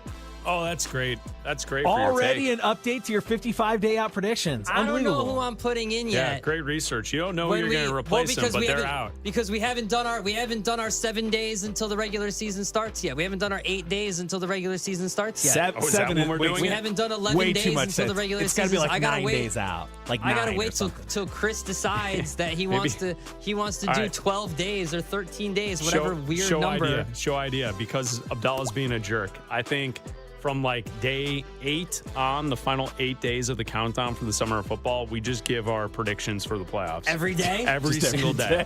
And they change every day. No. Every day What if they don't change? What if they don't change? I think they change. I think you have to make a change. I think that this hurts them a lot. And I don't think they're going to be contenders because of this. All right, guys. Saw the story over the weekend. Abdul Carter. He had quite the rookie season. A lot of stories about him, but he's talked pretty openly. What's up with Abdul Carter? What's he up to? He wants to be Defensive Player of the Year. That he has his sights set on it. Chris Bleck's favorite head coach, John Harbaugh, says he's doing all the things necessary to get that award, which Harbaugh would know. I mean, he coached Ray Lewis and Ed Reed, Terrell Suggs. He coached some really good defensive players. So I asked this because there have been stories now about all 3 of the top picks from last year's draft. We're hearing Cam Ward may have made a big jump under Brian Dable. We're hearing Travis Hunter's turning heads on both sides of the field. And now we're hearing Abdul Carter could be a Defensive Player of the Year candidate. So with that in mind, I asked this question. Which of those top 3 picks from last year do you think will have the best sophomore season, Abdalla? Is it going to be Carter? Is it going to be Travis Hunter? Or is it going to be Cam Ward? I think it's going to be Travis Hunter. Because Cam Ward's got to learn an entirely new system. With Dable coming in, there might be some growing pains at the beginning of the season. I think that he'll eventually get it. I think Dable's going to be good for him. I think he's going to develop him well. I think eventually, if we look, 2 years from now, the answer could be Cam Ward. But for 1 year specifically, I'm going to say Travis Hunter. I don't think it's going to be Carter. I think that the best year jump is going to be Travis Hunter if, stays healthy the entire year, because he missed a lot of last year. So I'm going to go with Travis Hunter. I'm going to answer the question and say Abdul Carter. I think Abdul Carter will take that next step forward and become one of the best defensive players in football. I think that defensive line for the Giants is stacked. Carter will lead the way. And I do think Tennessee is going to be improved. I'm not sold that Cam Ward's going to take a huge leap forward and be in the class that we were talking about last year with Drake May. I don't think he's got that in him heading into this season. And I still want to see Travis Hunter actually do it. Both sides. I'm a wait and see guy when it comes to Travis Hunter. Special talent, wait and see. So I'm going to go Abdul Carter for my answer. All right, guys, something near and dear to Chris Bleck's heart. He has notifications on his phone to keep him up to date on the NFL Top 100. He is so passionate about this list. Love it. Great list. Detroit Lions quarterback Jared Goff comes in at number 33. The word underrated gets thrown around a lot about Jared Goff. However, this is also a guy who is the number 1 overall pick in the draft, and he has since been traded. So I ask, as we write the story, at least so far, of the Jared Goff career, it has or has not lived up to expectations, Chris Bleck? I'm going to say it has. You know, the Lions got to an NFC Championship game. They're in the mix as one of the best teams in the NFC again. I think it has lived up to it. It's not really his fault that the Rams wanted to go and get Matthew Stafford. I think he's lived up to being a number 1 pick. He's a very good quarterback. I think so, and too. has been for a long time. There's something to his game that doesn't have the sizzle. So, right, like, he puts up the stats, he wins, but for some reason, I feel like collectively we all look at Jared Goff as just an average quarterback, not someone that can, like, beat you and win a championship. I don't know. I like Jared Goff. I think he's a really good Do we still hold it quarterback. against him that the Rams gave up on him and then Stafford came in and they won? Is that subconsciously what we're doing here? No, because Goff went to the Lions and they won. Yeah, they didn't win a championship, but they've been very good with him. I think that Sean McVay's a better head coach than Dan Campbell. Like, that's the thing. It's like he went there and, you know, Sean McVay's a better head coach. That's the thing. Is like there couldn't have been a better trade for both teams. Stafford goes to the Rams, they win a Super Bowl. Yeah. Goff goes to Detroit, they win, but we know that McVay's a better head coach. They had a better overall team than Detroit did. That's why they were able to win, and Detroit hasn't won yet. I think he's good there at what is it, 33? I've always liked Goff. I think he's properly, I don't necessarily underrated. Like, I think this is weird to say, I think if you know ball, you know Jared Goff and respect his game, right? Like, I think if you know what you're watching, if you know ball, he's kind of boring, but he gets the job done, and like he does it efficiently, and he's won. He hasn't won a Super Bowl, but he's won at a high level. So I'm not holding any of that against him. He's just kind of he's good. He's consistent. He's very consistent. He just hasn't won a Super Bowl. That's the only knock on him. All right, guys, and finally, we got a report over the weekend that Joe Buck and Troy Aikman, both heading into their final years of their deal with ESPN. Don't know the future here. I ask, who is the best A crew in the NFL now? Now, I've asked this before, but we have a new entry in, so it's time to update it, just like updating your 55-day out predictions. All right, the best A crew in the NFL is Buck and Aikman, Tirico and Collinsworth, the new kids on the block, Nance and Watt, Burkhart and Brady, or Michaels and Herbstreit. What do you say, Bleck?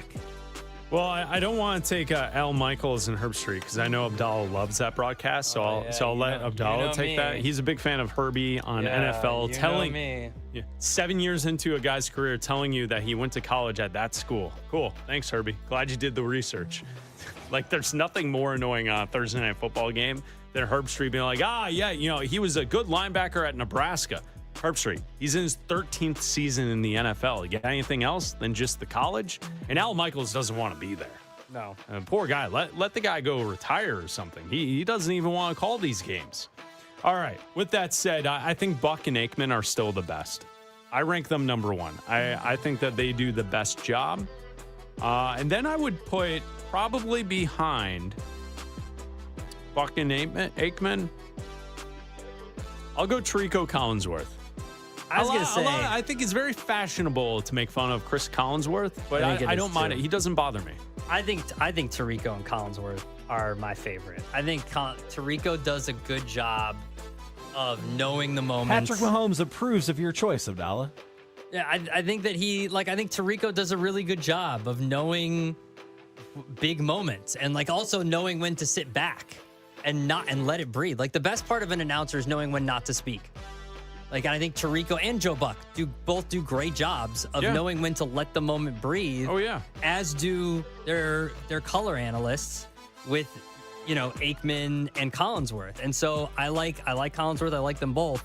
I think they're like 1A, 1B. I like Tirico and Collinsworth a little bit more than Buck and Aikman. All right, that does it for one-on-one, guys. So we'll say look out for Nance and Watt. I think Watt's coming he's coming for that job. He's got to show something. Thank you, Raj. We appreciate you. It's Bleck Abdalla here on Westwood One Sports and the Westwood One Sports app. Raj is just delighted that Tony Romo is Raj is just moving him out of the picture. Pushing him out. Collinsworth sliding him out of the picture. He's not going to come back. It's just official. No. When one door closes, it's an opportunity for somebody else. And JJ, I think, is going to show up. He's a friend of Freddie. That's why I like JJ. All right. It's Bleck Abdalla, sponsored by Progressive Insurance. Save on commercial auto insurance from Progressive. Get a fast quote at progressivecommercial.com. The injury bug appears to have hit many teams around the National Football League that have not been practicing next to a substation in California. We'll tell you who got hit by the injury bug coming up next. Are running backs back? Atlanta's Bijan Robinson, Jonathan Taylor of the Colts, and Detroit's Jahmyr Gibbs landed big money extensions to keep running the rock for their teams. Can these big-time backs carry their teams to the playoffs? Westwood One Sports.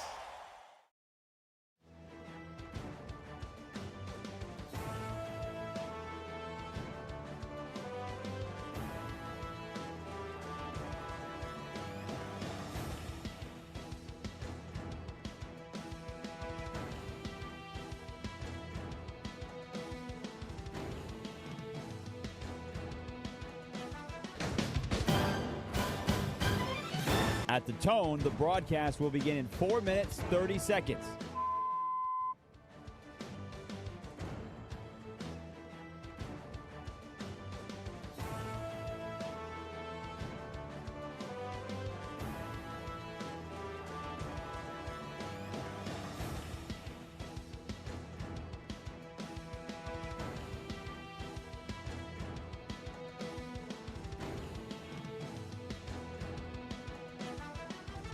At the tone, the broadcast will begin in 4 minutes.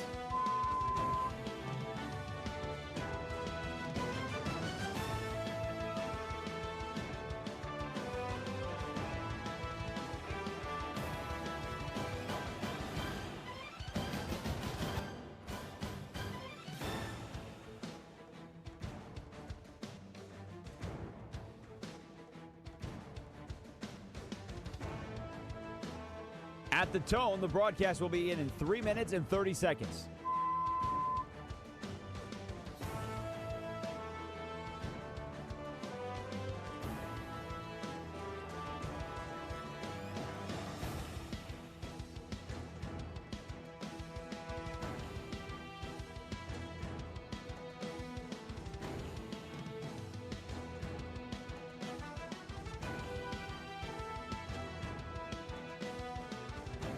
At the tone, the broadcast will begin in 3 minutes.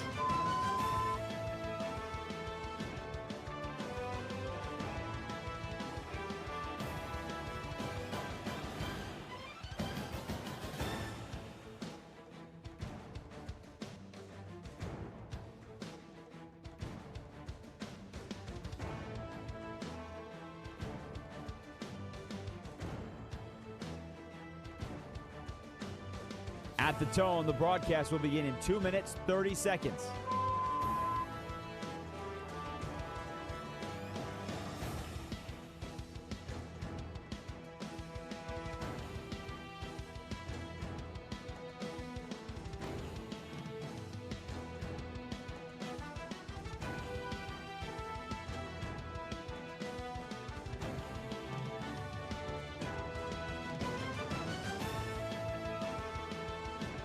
At the tone, the broadcast will begin in 2 minutes.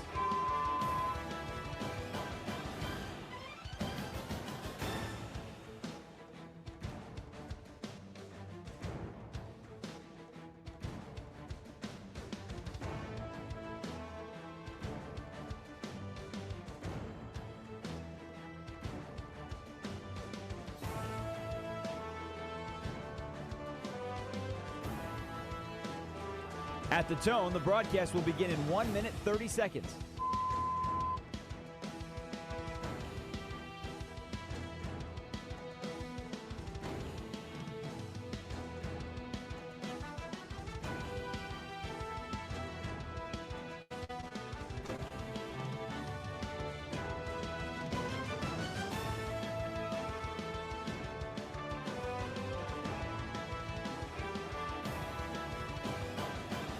At the tone, the broadcast will begin in 1 minute.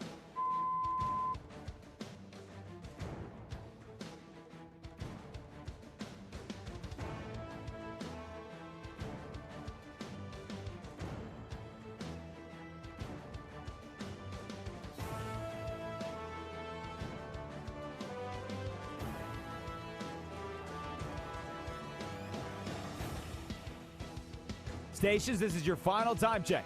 At the tone, the broadcast will begin in 30 seconds.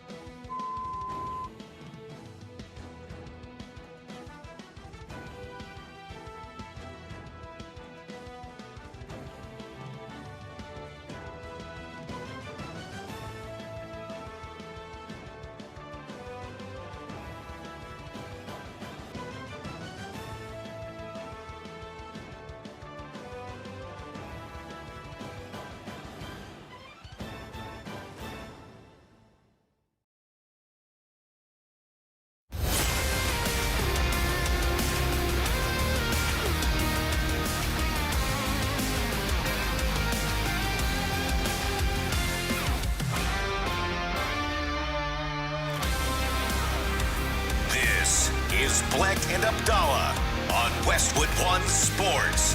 Here's Chris Bleck and Adam Abdalla.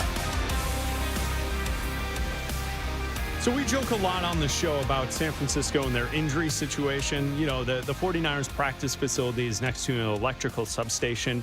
It's to the point now that when you look at footage of the 49ers at practice, you can see in the background, lurking over the practice fields, all of the electrical substation in the background. Clearly, a lot of skeptics and a lot of people who are conspiracy theorists out there suggest that this is something that's affecting the 49ers' health.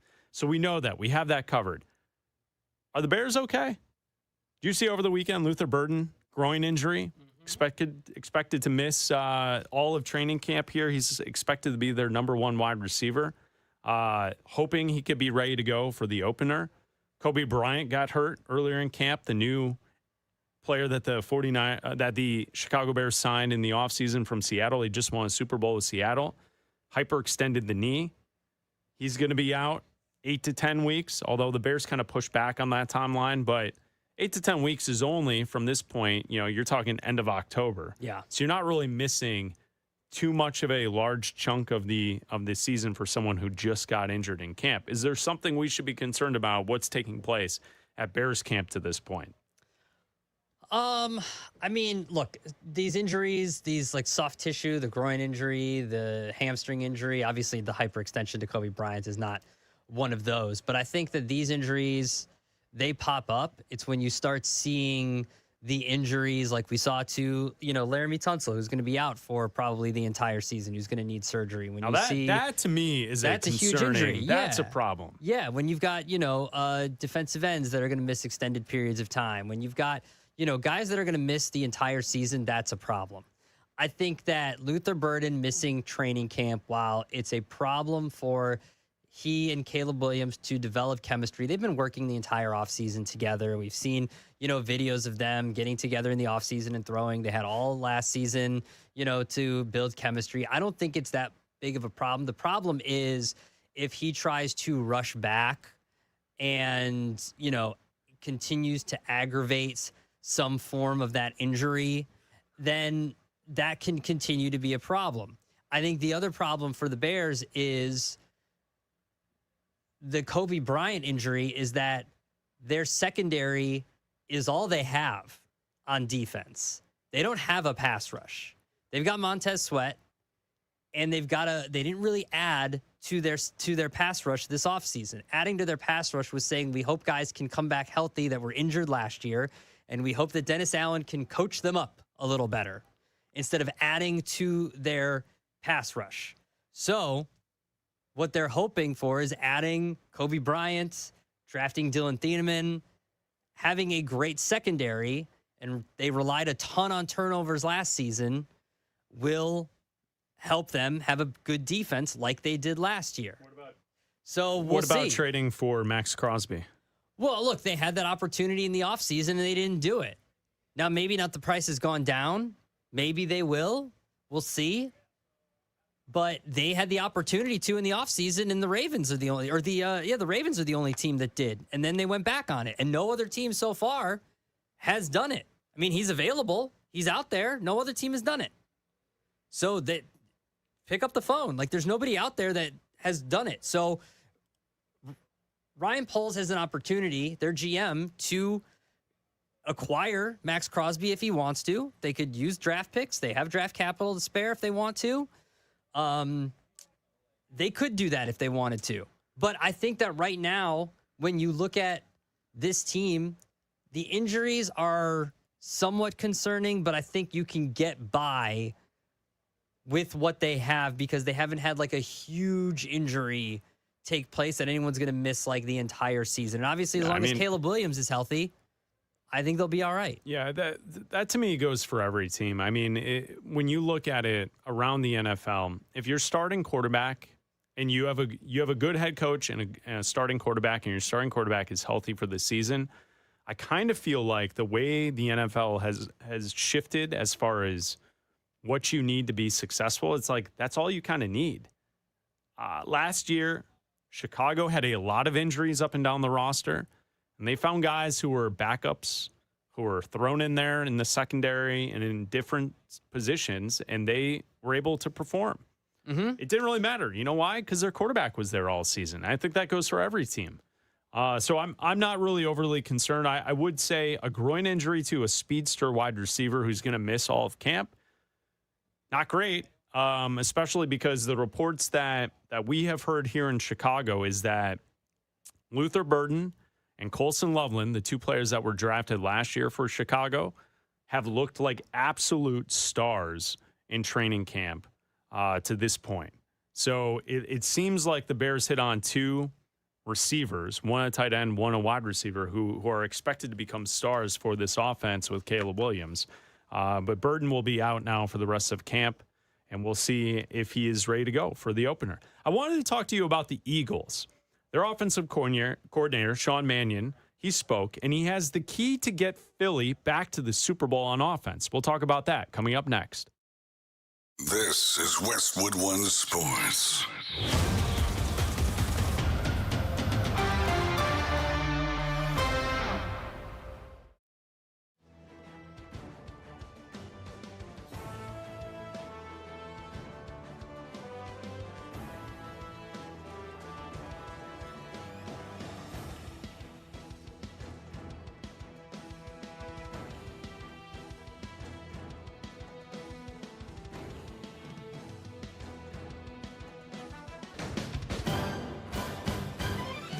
At the tone, the broadcast will begin in 4 minutes, 30 seconds.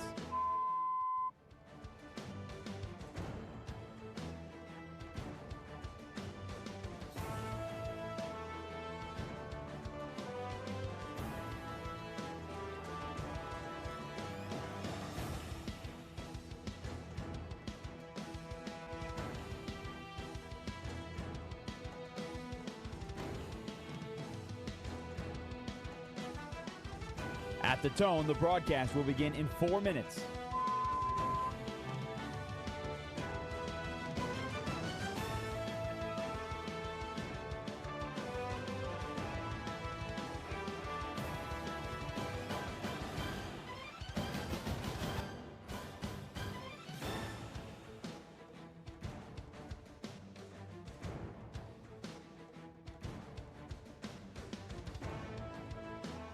At the tone, the broadcast will be in 3 minutes and 30 seconds.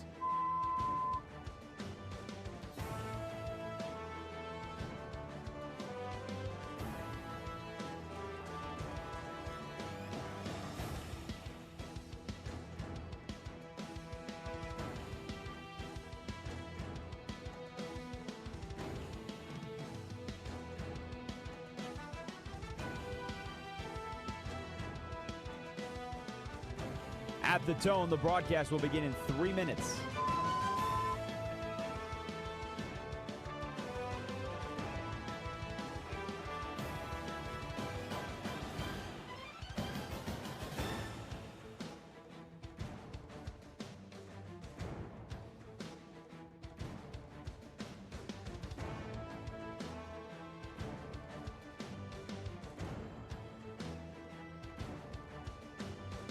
At the tone, the broadcast will begin in 2 minutes, 30 seconds.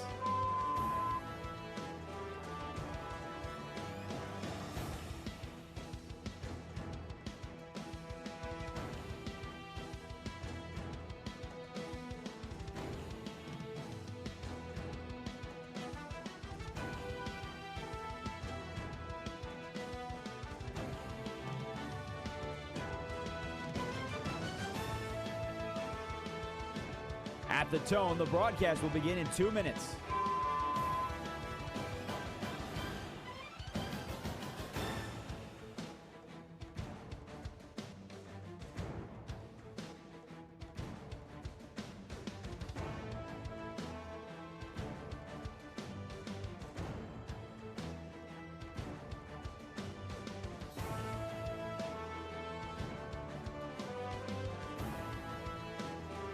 At the tone, the broadcast will begin in 1 minute, 30 seconds.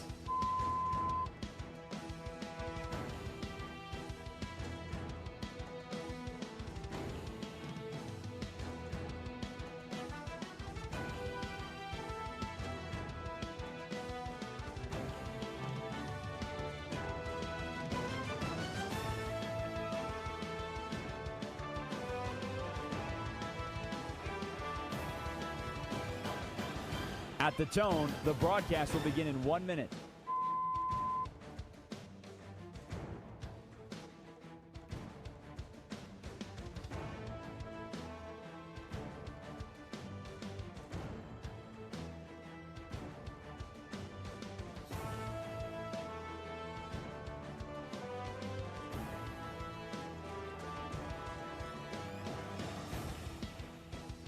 Stations, this is your final time check. At the tone, the broadcast will begin in 30 seconds.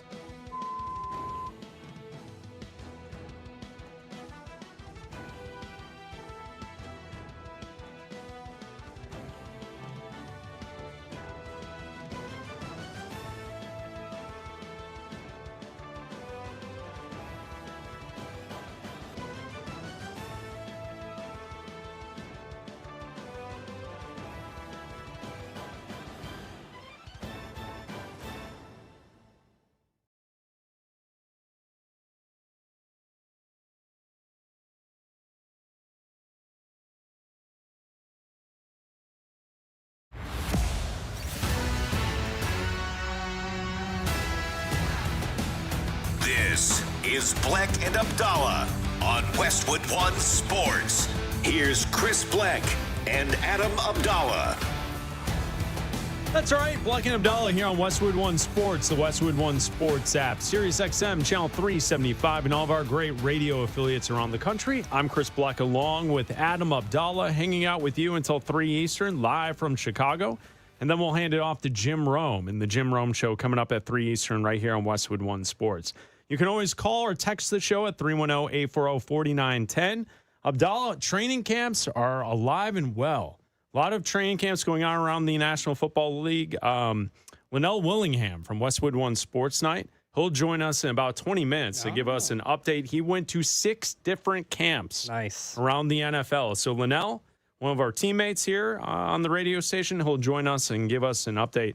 And I'm interested in that because there's a lot of teams that he saw that have interesting storylines. He visited Washington, Baltimore, the Giants, Pittsburgh, Philadelphia, and Cleveland. And the Eagles are looking to bounce back offensively as well this season. Yeah, look, they had a very down year last year. A lot of it had to do with some offensive line turnover. They couldn't run the football as effectively as they did the previous season, and Saquon Barkley wasn't as effective. And when he's not as effective, that breaks down that entire offense. That means Jalen Hurts isn't as effective. Look, Jalen Hurts can win you games, but he's not as effective when you know Jalen Hurts has to win you football games, right? Yeah. Like when you know he's got to do everything, he's not as effective.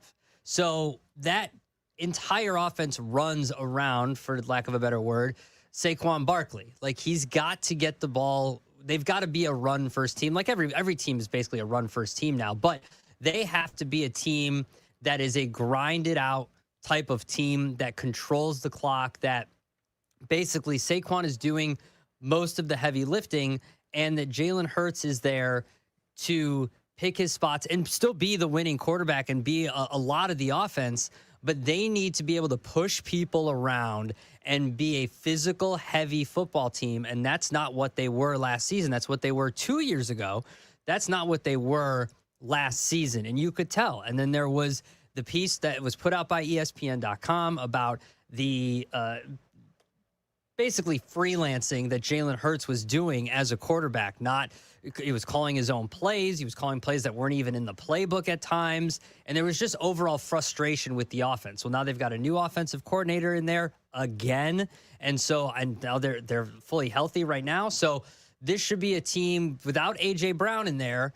You've got new blood in there at wide receiver. So now this should be a different, reinvigorated offense for the Eagles this year. It's Bleck Abdalla here on Westwood One Sports. Eagles' new offensive coordinator, Sean Mannion, he got a chance to speak to the media, and he was asked if Barkley could be the focal point of the Eagles' offense this upcoming season. Yeah, well, that's the plan. Saquon, he's a tremendous player. I think everything we do offensively ultimately is about how do we put all of our players in the best position to succeed. And obviously, Saquon's a focal point of our offense that goes without saying. So we carry that mindset into everything we do. Schematically, what we're repping at practice, and really all the different facets of that go hand in hand. As we build the run game, as we build what we're going to do formationally, you want the play-pass game, the keeper game to play off of that. So, all of these things need to marry with one another.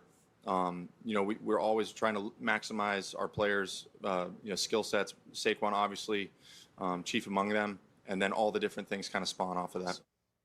So there you go. There's Sean Mannion, the new offensive coordinator for the Philadelphia Eagles. And, he's totally right. When you look at offensive development and even the best offensive coordinators in the NFL, McVay, Shanahan, Ben Johnson, these names in these offenses are ran under the idea that at any time they can do whatever they want, whether it be run the football, throw the football, play action. They want you thinking they're going to do one thing, and then they do the opposite. So that's why you see around the National Football League so many teams go to the two tight end sets recently, because they're sending those two tight ends out to receive, right? But they're also big, so if they want to audible into a run play, they've got the numbers on the line of scrimmage. To me, it's a fascinating game of cat and mouse, but it's also very simple. And I feel like those who abandon the straight run game to then try and pass more or score more points, it's like you're missing the point on how to manipulate the defense. The best way to do that is to get them to think you're going to run the ball so then you can throw. And if the Eagles can't run the ball with Saquon Barkley, then the pass game with Hurts and, Devontae Smith, it's not going to be the same. No. It just won't. No, it won't. So you need both to work together. The reason 2 years ago the Eagles offense was so great was because the run game was so great. Yeah. So when you're picking up 4 and 5 yards a carry, that means every pass situation is a second and short, third and short. That's manageable. That's doable. And then you add on top of it, you have a quarterback who can run a little. Yeah. That's even easier, right?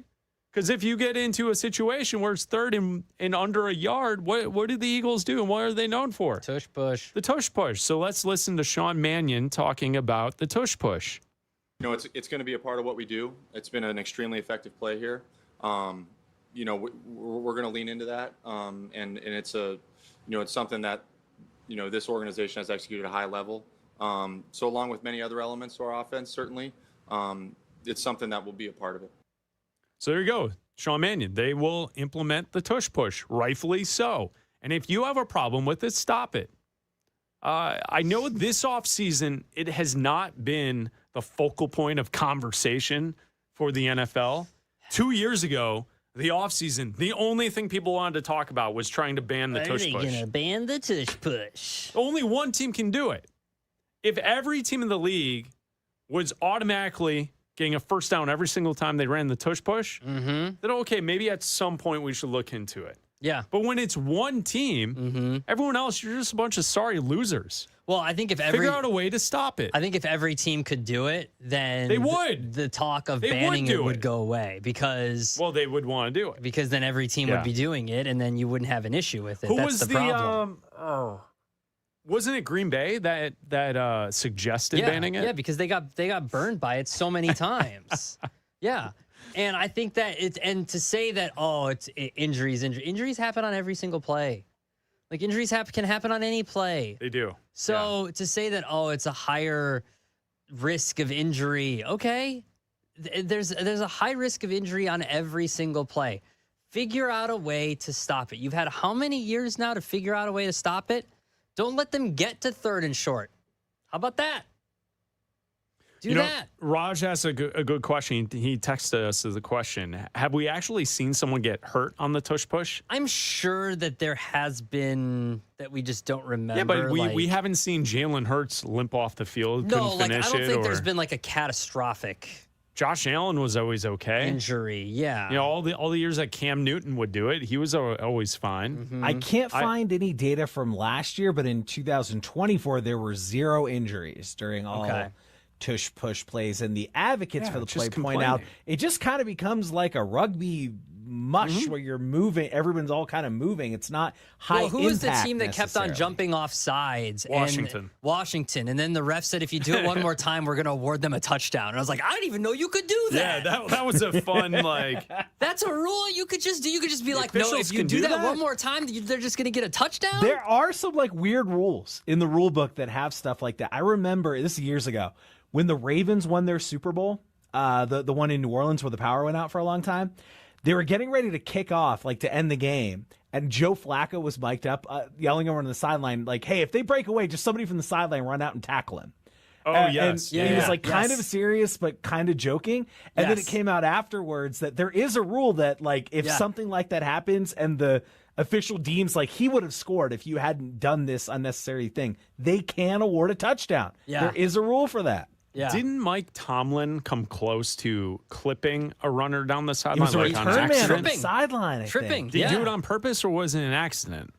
I don't remember. I think he said it was an accident, but it looked pretty intentional. It was Jacoby Jones from the Ravens. Yeah, right. And I can't piece it together. Didn't James Franklin at Penn State have the same thing happen, or am I misremembering that? I might not be right on that, but yeah, I mean, it is funny. I think that's why, Raj, that's a great assignment for you to sit down and read the entire NFL rule book for us and let us know how that goes. I would find some stuff that would be. I'm sure you would be like, really? I'm sure you would. That's a rule? Well, it's like the loophole in the rule from last year wasn't there something with the kickoff that if there was a penalty before the kickoff, you could then just kick it out of bounds on the sideline without getting penalized? Mm-hmm. Yeah, because and they just the changed ball that only rule. got brought back to a certain point. So then teams figured that out, and then they started doing it. They just changed that for this season, so you can't do that anymore. So there you go. So that's the latest with Philadelphia. Of course, Saquon Barkley in the run game is going to be the way to get that offense back like it was 2 years ago, and maybe the Eagles can win the division again this year and then try and get to the Super Bowl, because it does feel like momentum at the end of last season started to kind of fall apart for that Eagles offense. 2 years ago, they were one of the best offenses in football. Yeah. Last year, you lose a home playoff game to the 49ers. The offense looks like trash. And then also there's a hit piece in the offseason calling out the quarterback saying he's freelancing. It's not good. So Sean Mannion saying, get the focus back on Saquon and it'll all work out. Here on the Bleck and Abdalla show, we love football, and we're previewing the days, counting down the days to the start of the NFL season. In a segment we like to call here on the show, the Summer of Football. I proclaim this the Summer of Football! What the hell's going on out here? We're going to be here all day, baby! I like this kind of party. Only Brett Favre could do that. I don't care what you say. I'm just here so I won't get fined. Just keep matriculating the ball down the field, boys. We need a National Guard. We need as many men as you can spare because we are killing the Patriots. The Summer of Football with Bleck and Abdalla. I throw, you catch. It's not that hard, okay? Oh, how about this? Westwood One Sports, your home for the NFL, including the Super Bowl and the NFL playoffs. We are now 30 days away from the start of the NFL season. What? 30 days away. What? Seahawks, Patriots, to kick off the season, the Wednesday after Labor Day. 30 days. 30 days until the start of the NFL season. Boys, we're here. We've made it. 30 days. How about that? Summer's over. Slipping away, man. Did I mention to you that here in the Midwest, the sun will now set earlier than 8 o'clock p.m.? Will it? That's fast. Is that the first time that's ever happened? That's fascinating. If you missed how we started today's show, Abdalla he was upset that I told him that moments before we started today's show. Please. And I asked him if he wanted to fight. Tell and me that's how how the rotation of the Earth around the sun works, please. For today's Summer of Football focus, how about this? So we had the Hall of Fame weekend this past weekend in Canton, Ohio. Which current players in the NFL are first ballot locks to the Hall of Fame? Oh, so wow. Looking out into the future, which players currently in the NFL are we confident in saying are first ballot locks in the Pro Football Hall of Fame? Okay. That's our focus today here on the Summer of Football, 30 days away. All right. First of all, I think there's a name that is beyond obvious. There's two that I can think of right away. Well, the one that is super obvious is Aaron Rodgers. Yeah, for sure. For sure. Hall of Fame lock, put him in. Yeah. The moment 5 years are up after he retires. I don't know if I want to hear his speech, but yeah. Well, he's in. Why not? He's in. Why not? I mean, I don't.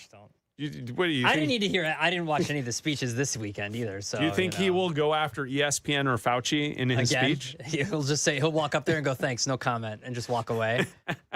That'll be his speech. Do you think he'd even show up and make a speech? No, I think he should have McAfee sit there with him on the stage. He'd probably have McAfee induct them. They sit there together on the little chair. He'll have the little desk there. He won't That'll do be podium. his speech, yeah. Yeah, he won't go podium. He'll go desk.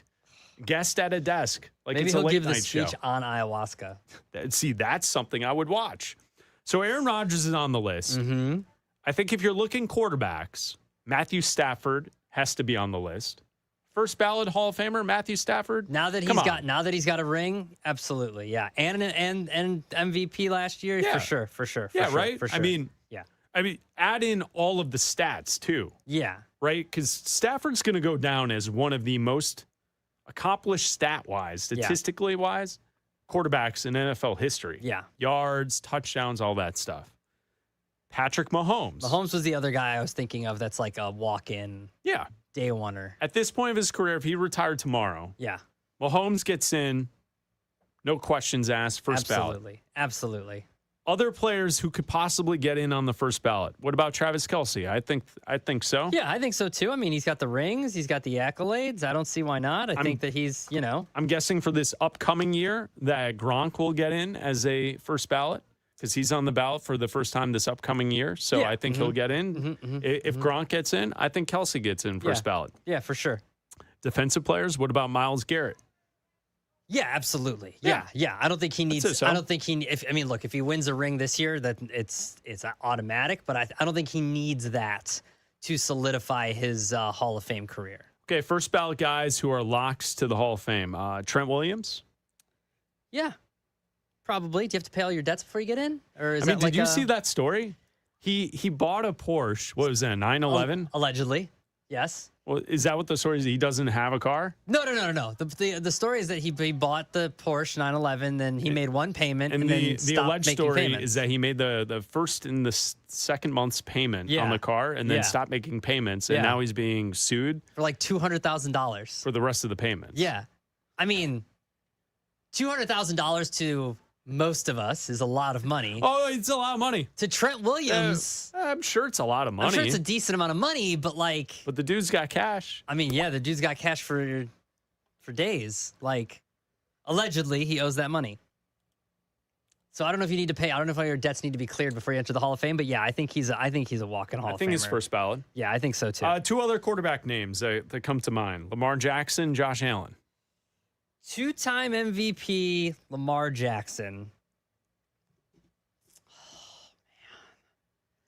I think he gets in. Again, you get into this whole first ballot BS stuff. I think he gets in. I think he does. You win 2 MVPs. That should be enough, right? Like, look, like here's I would think okay, so. like here's gonna be the thing, okay? Eli is gonna get in. Eli Manning is going to get in because he has 2 rings. But he's not a Hall of Fame player. I understand that. You got to be a Hall of Fame player to that get into the doesn't make Hall a of Fame. difference. That doesn't make a difference here for the argument. Name a season in Eli's career where he's a top 3 quarterback. At no point in his career was he ever the best quarterback in the league. I'm not arguing with that with you right now. I'm telling you. Well, I'm arguing with you on that right now. Eli is going to get in. You know it. He's a Manning, and he has 2 rings. And they beat the unbeatable Patriots. Okay? He's getting in. His award is he got the rings. Yes. That's the award. That's what you get. He's getting in. Okay? You know a name, we were just talking about the Eagles. What about Saquon? I think Saquon gets in. Saquon probably could get pretty close. Is there a different running back in the NFL that could be a first ballot right now? Running back careers are so short, but Saquon could probably be in that conversation. Could Derrick Henry? Oh, Derrick Henry. Absolutely. No, that's it. Derrick Henry's getting in? Yeah, Derrick Henry's got the stats to get in for sure. Of course he has. He's played long enough to have the stats to get in for sure. That's a good call. Derrick Henry. All right. So back to Lamar Jackson. Lamar Jackson's better than Eli Manning. He won 2 MVPs. If we're putting Eli Manning in, like the bar, when Eli gets in, the bar is going to be, well, if Eli got in. Well, it's the same argument for the NBA, the Pro Basketball Hall of Fame, where Mitch Richmond is in. But so you might as well let anyone in. That includes college. You know what I mean? Like, that includes all of your accolades. I guess. Like, if we're putting Eli in, we're putting in the and like I don't 12th best shooting guard of the generation. I don't think guess Eli should be in, but I think he's going to get in because of the name and the rings, and who he beat to get one of those rings. So Lamar should be in, for sure. I agree with you. Disagree on Eli. I'm not. I don't think he should be in. I just know he's gonna get in. It's Bleck Abdalla here on Westwood One Sports and the Westwood One Sports app. So there you go. The Summer of Football, Day 30. Current players who we think are a lock to get into the Pro Football Hall of Fame into the future. Yeah, Aaron Rodgers. He's going to get up there on the podium and he will have thoughts for everyone. He will air his grievances with everyone. I got a lot of problems with you people. And now he's just got to, that's all it is. It's basically going to be Jordan's MVP speech. Exactly. It's going to be Jordan's Hall of Fame speech. It's going to be like, blank you, blank you, blank you. He's going to be like, he's going to look at McCarthy. You're cool. You're cool. Blank you, I'm out. How about this? Linnell Willingham, our partner and friend here at Westwood One Sports. He went to 6 different camps around training camp in about the last week and a half. Pretty awesome. He went to Washington, Baltimore, the Giants camp, which I believe was in West Virginia, Pittsburgh, Philly, and Cleveland. Linnell will update us on his travels around training camps around the National Football League, and he will join us coming up next. Cleveland can't figure out its quarterback situation. Said just about everybody for the last quarter century. And this year, questions keep coming.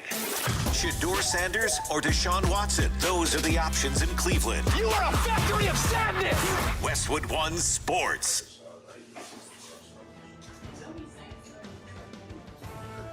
That's not what I was doing.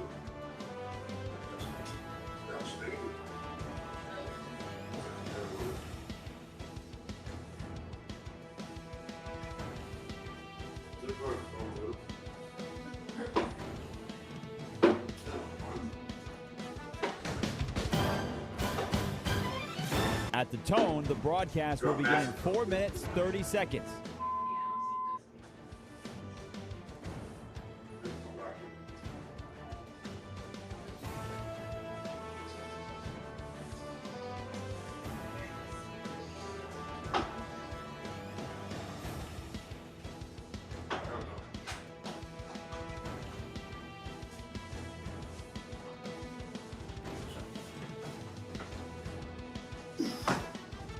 At the tone, the broadcast will begin in 4 minutes.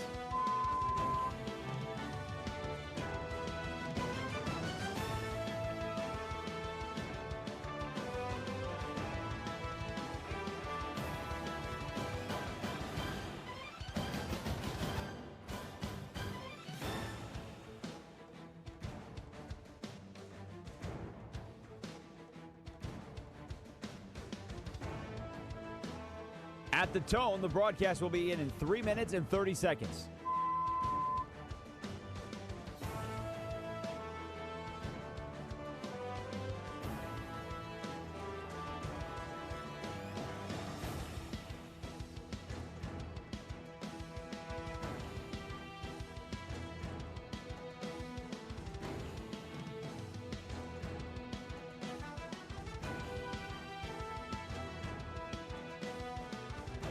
At the tone, the broadcast will begin in 3 minutes.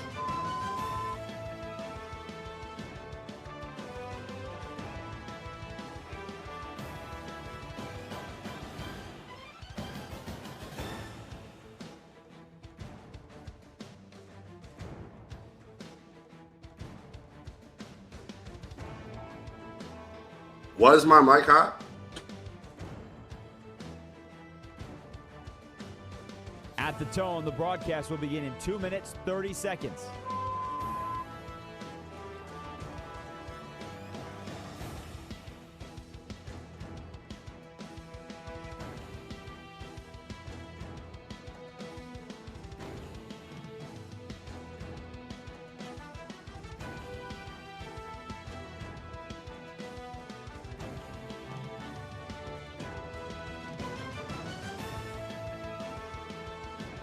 At the tone, the broadcast will begin in 2 minutes.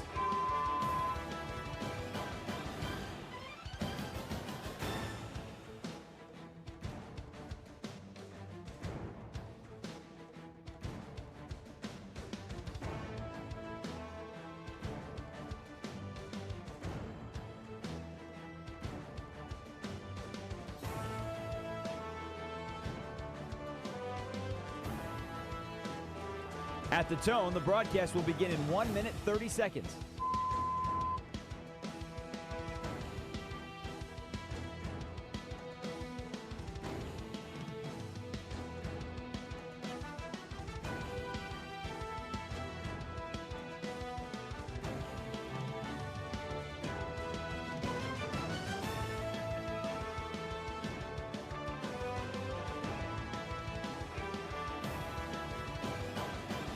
At the tone, the broadcast will begin in 1 minute.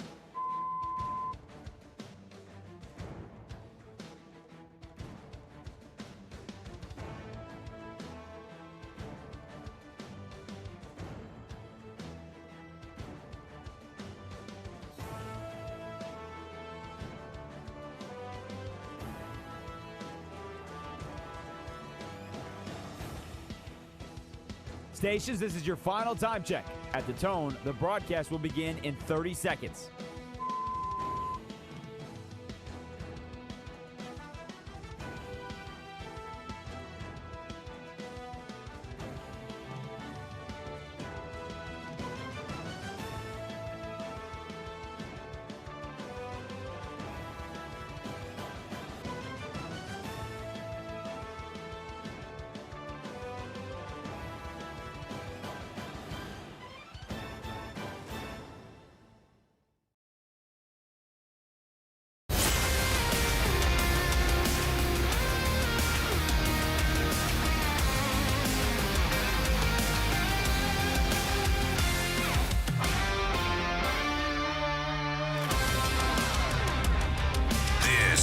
is Bleck and Abdalla on Westwood One Sports. Here's Chris Bleck and Adam Abdalla. I love training camp, Abdalla. I love getting ready for the NFL season. You know, back in the day, you and I have covered NFL training camps in the past, and there's always something exciting about going away to camp, right? Like, there are a lot of teams that bring it in-house now, and to me, it's just not the same. Going to a smaller town, traveling away, being away from everyone, that small-town feel, that's what training camp should be. Hot summer days. It's fun. In the past, when we were able to do that, it was a lot of fun to participate in. Yeah, absolutely. You know, going and seeing all these players, you get an up-close look at all these guys before they're all isolated and playing games and stuff like that. And you get a look at how this team is developing and how young players are coming along, older players, you know, how they're... Those who could surprise. Exactly, absolutely. So it's always fun. Let's talk to Linnell Willingham. He's one of our partners and friends here at Westwood One Sports. He also hosts Westwood One Sports Night. And over the last, I think it's like week and a half, Linnell has been all over the place. He has covered training camps for the Commanders, the Ravens, the Giants, the Steelers, the Eagles, and the Browns. And now he's here on Bleck Abdalla. What's up, Linnell?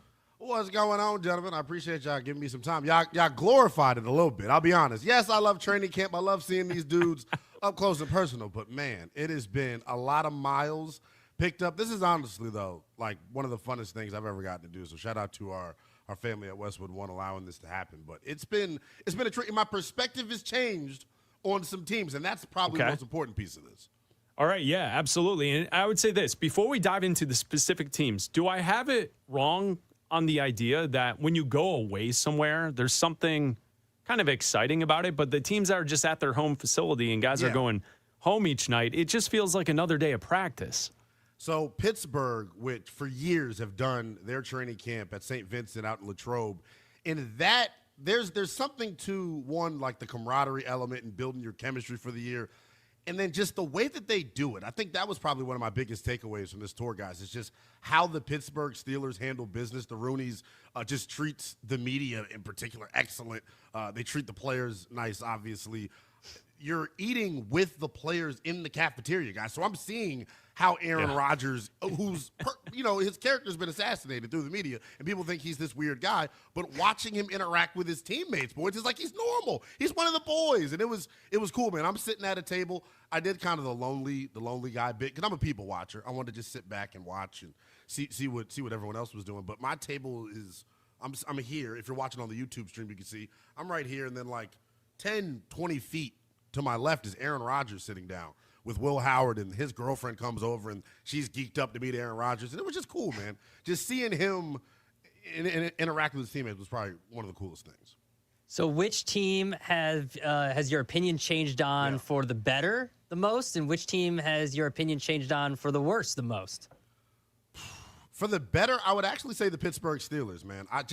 Looking at the supporting cast that Aaron Rodgers now has this year, think about what their Achilles heel was last year offensively, guys. They could not create explosives in the passing game, and you add, what they have in Michael Pittman, who's one of the best deep threats in the NFL with the size that he has. The DK Metcalf and Aaron Rodgers connection, looked to be in midseason form when I was out there for that one day. Jeremy Bernard, to already be getting reps, guys, with the first-team offense. He's somebody that comes in, is going to be able to take the top off of defenses. And then Jaylen Warren, who I think if he's used in higher volume with the other guys, is one of the better third down backs in the league. So I think you're going to see them push the ball a little bit more. And I also think they're going to get back to playing Steeler football as well. Rico Dowdle coming in via free agency is somebody that I'm high on. And this is going to sound crazy, boys, but my entire life growing up, from like Marion Barber to Steven Jackson, dreadhead running backs just are nasty, mean individuals, and they run people over, boys. Like, you know what I'm talking about. And he's one of them. He's one of them, man. I think he's got a mean streak to him, and I think he's going to add that physicality to their offense. I can absolutely picture that. Linnell Willingham joining Bleck Abdalla here on Westwood One Sports. He hosts Westwood One Sports Night. He visited 6 different camps around the NFL in the last week or so. Linnell, take us to Browns camp. What did you observe? What did you see from the quarterbacks when you were there? First and foremost, like, just being out there, it was hot for the second day. The first day was like not a real practice, if I'm being honest. They were in the bubble. There was some weather that came into the area, so they're kind of being, cautious and didn't have him practice outside. But the first thing that stood out on that day, Deshaun Watson received a lion's share of the first-team reps, really all of the first-team reps, and looked okay, if I'm being honest. Like, the one thing that, you notice with them just in that setting, right, is the way the ball jumps out of Deshaun Watson's hands compared to Shedeur Sanders. Now, they start practice in a weird way that I've never seen, and obviously now my perspective has changed. This is my last stop on the trip, so I'm seeing how everybody else starts practice. They start with 11-on-11 good-on-good work, and when they snap the ball, it's all about procedural stuff in the pre-snap. And they're doing that because I believe Shedeur Sanders has struggled in that aspect of this, and they're trying to get him ready. They're trying to get Deshaun ready, and both of those guys still made pre-snap mistakes throughout the practice. If you've listened to some of these Todd Monken pressers, he is a badass, first and foremost. Like, I love Kurt Cignetti at Indiana because the way that he just lets it all hang out at the podium. building that reputation too, and he's been, forthcoming about, like the guys need to be better with the pre-snaps stuff, especially as we get closer to their preseason opener coming up this weekend. But on the second day, it was this whole hubbub about, Todd told the media, hey, this is going to be Shador's day to get all the reps with the first team. I'll be honest, guys, and you're going to think this is hyperbole. It's not. Dillon Gabriel damn near got as many reps as Shador Sanders did on that Saturday practice, guys. And as we sit here right now, as they get ready for their preseason opener, I am first and foremost one of the biggest Shador Sanders fans. I think they're wasting their time with Deshaun Watson, quite frankly. He may be closer to being the 3 than the 2, than the 1 at this point. Like, if just Dillon Gabriel over those last 2 practices, and people that are on the Browns beat are kind of feeling this way as well, like, wow, all of a sudden he's getting more and more reps. Shador's, I think, doing what he can with the reps. This was the other piece of it, guys. Before I got there, they were saying that it was through 8 days, it was 5-3 Shador in terms of who had practiced better.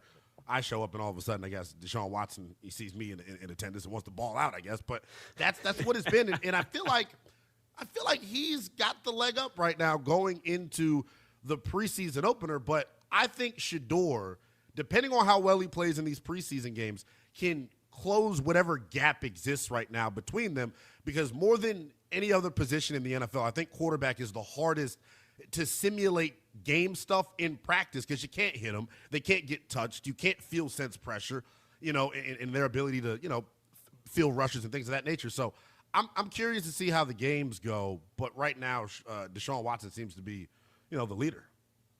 The camp that you went to that probably has the most expectations are the Ravens. They have a new head coach. A lot of these camps that you went to actually have new head coaches. Yeah, it's true. The Ravens have a new head coach. They also have Trey Hendrickson that they added. What did you take away from going to Ravens camp as they look to try to win an AFC championship?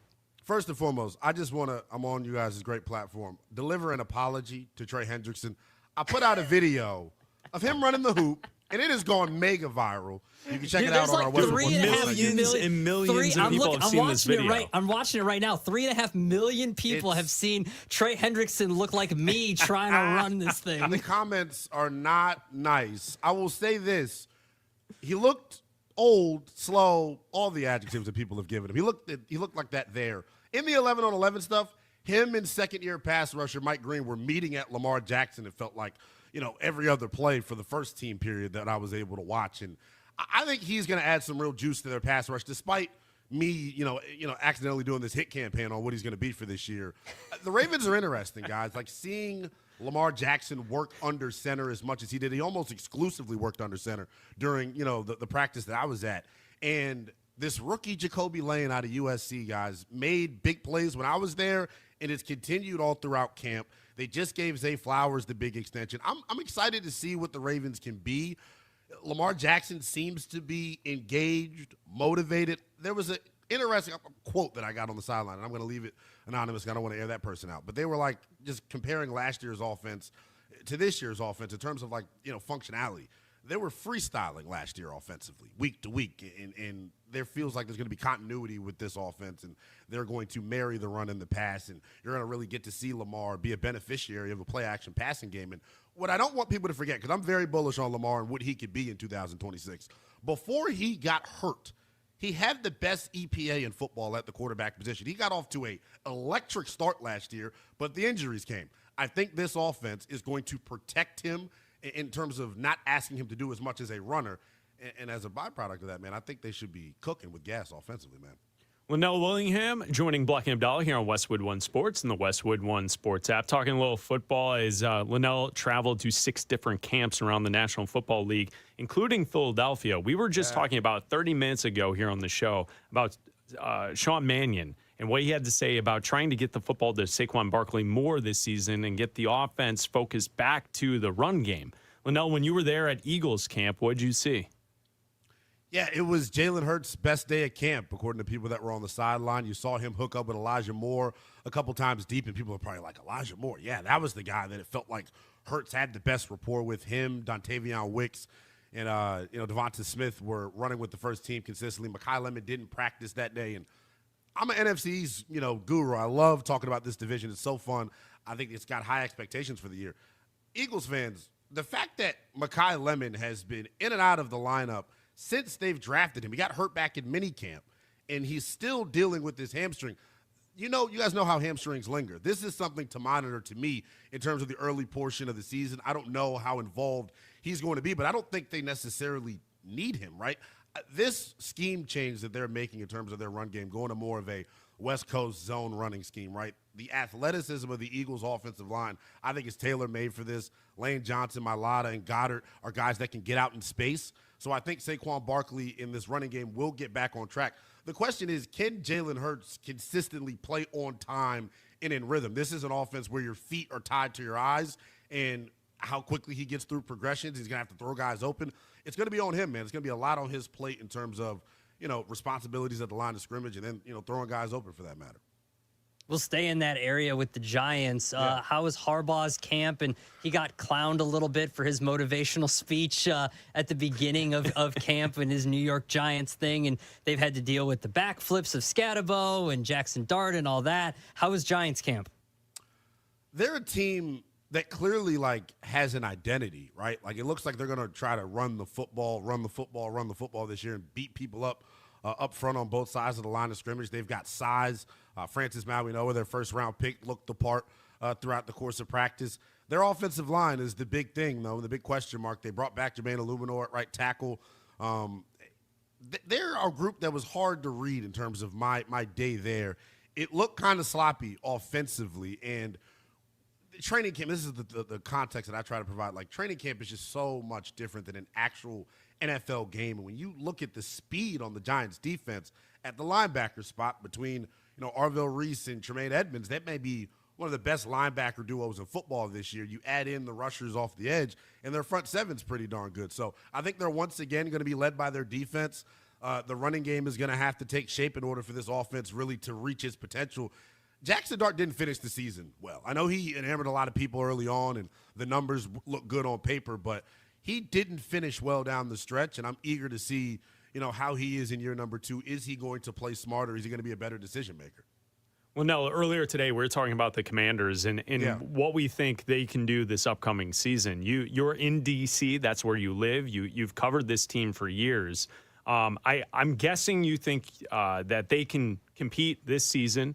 Just based on me listening to your show and also following you on social media, what do you think the biggest obstacle for them to clear in this season will be, other than, say, the Eagles and the Cowboys, to keep them from being successful this season?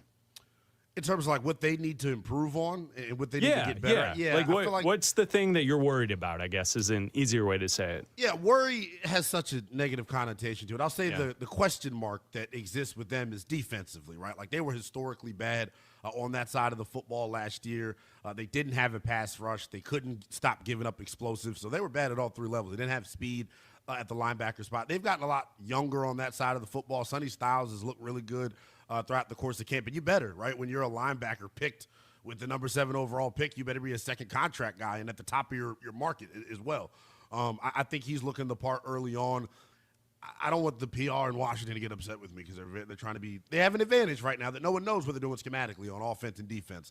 They are trying to throw the kitchen sink at people on defense. Durante Jones, a disciple of Brian Flores, who has been one of the most blitz-happy defensive coordinators over the NFL the past 2 years, ranking number 1 in that category. I think Washington is going to try to emulate that. The thing that's interesting is they have a lot of interchangeable parts when you think about the speed that they have at linebacker. Leo Chenal comes over from the Kansas City Chiefs and gives you some speed. You drafted Sonny Styles. When you've got speed at linebacker, you're able to play in your base defense a little bit more, and guys are able to, line up in different spots. And I think for Washington, the key to this year, health is obviously the biggest thing for them because that's really what cursed them last year. But if that defense can at least just be middle of the pack, and it's not really about where you rank in terms of yards and points. It's about being opportunistic. Can you turn the football over and give this offense, which is going to be explosive, extra chances? Sonny Styles, we talked to him at the draft. He was probably the interview we had at the draft night was probably our favorite. Yeah. He was our favorite person to talk to. Mm-hmm. And after we were done talking to Sonny Styles, it's like, oh, no surprise. He was a multiple year captain at Ohio State. That dude's going to be a great player for the Commanders for a long time. So, Linnell, thank you for taking some time and hanging out here on Bleck Abdalla. happy to make my BNA debut, guys. Keep kicking tail. Thank you, Linnell. Linnell Willingham, you'll hear him tonight on Westwood One Sports Night right here on the network around the country. So, yeah, Linnell was out there, 6 different camps. He's in D.C., and, yeah, that's a lot of great information. I'm surprised based on what he said about the Cleveland Browns camp that, Deshaun Watson looked pretty good and that Shedeur looks closer to a third-string quarterback than a first-string quarterback. Are you? I'm surprised that other observers are picking up on that. That's what I'll say. That's what I'll say for that, Abdalla. You're happy. You're pleased. You're very excited for this. You're excited for the downfall of Shedeur Sanders. That's not true. That's not true. I just know what this coaching staff did in the offseason before training camp when they traded Myles Garrett and they got that first-round pick back. And they said this year we've got 2 first-round picks in the 2027 draft in case we win too many games. That way we can trade up to get our quarterback of the future because right now it looks like none of these guys are going to be on the roster next year. It's Bleck Abdalla, sponsored by Progressive Insurance, protecting your business vehicles 24/7. See if you can save at progressivecommercial.com. A quarterback's career came to an end this weekend after quite an interesting journey. We'll tell you who that is coming up next. Is future Hall of Famer Aaron Donald coming out of retirement? It appears to be when, not if, Donald would join league MVP Matthew Stafford and Defensive Player of the Year Myles Garrett. And the Rams would have the most talented team of all time. Westwood One Sports.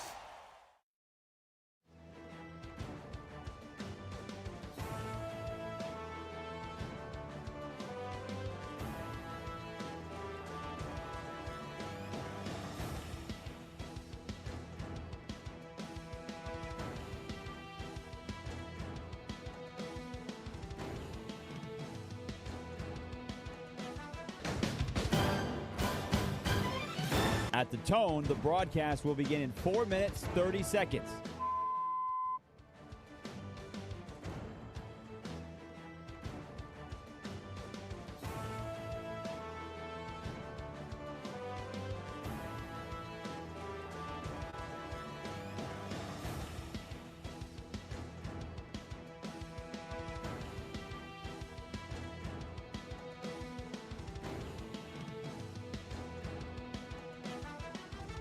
At the tone, the broadcast will begin in 4 minutes.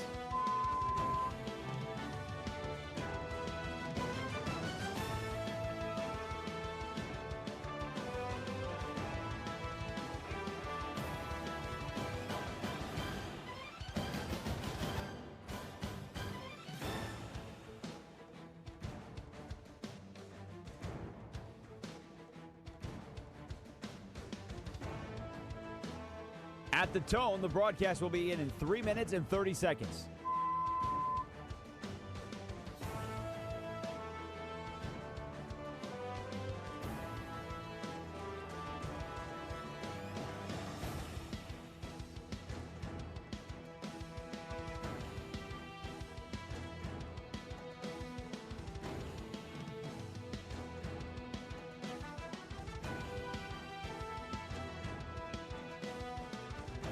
At the tone, the broadcast will begin in 3 minutes.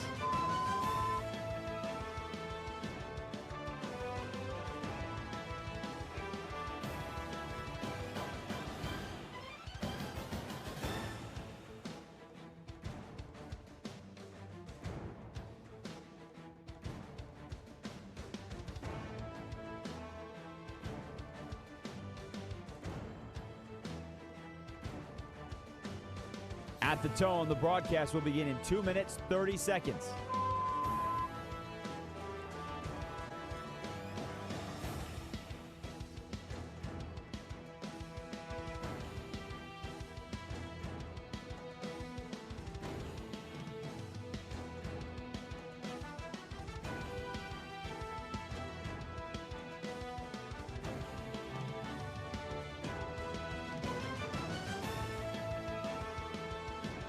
At the tone, the broadcast will begin in 2 minutes.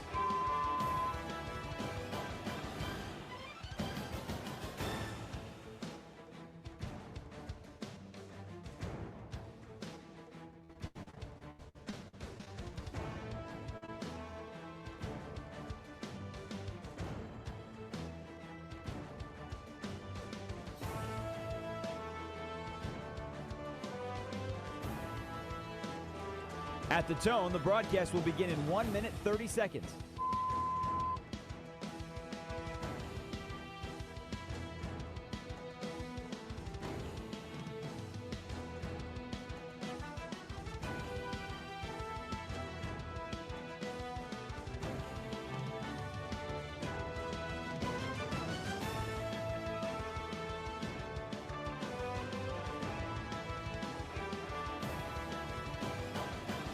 At the tone, the broadcast will begin in 1 minute.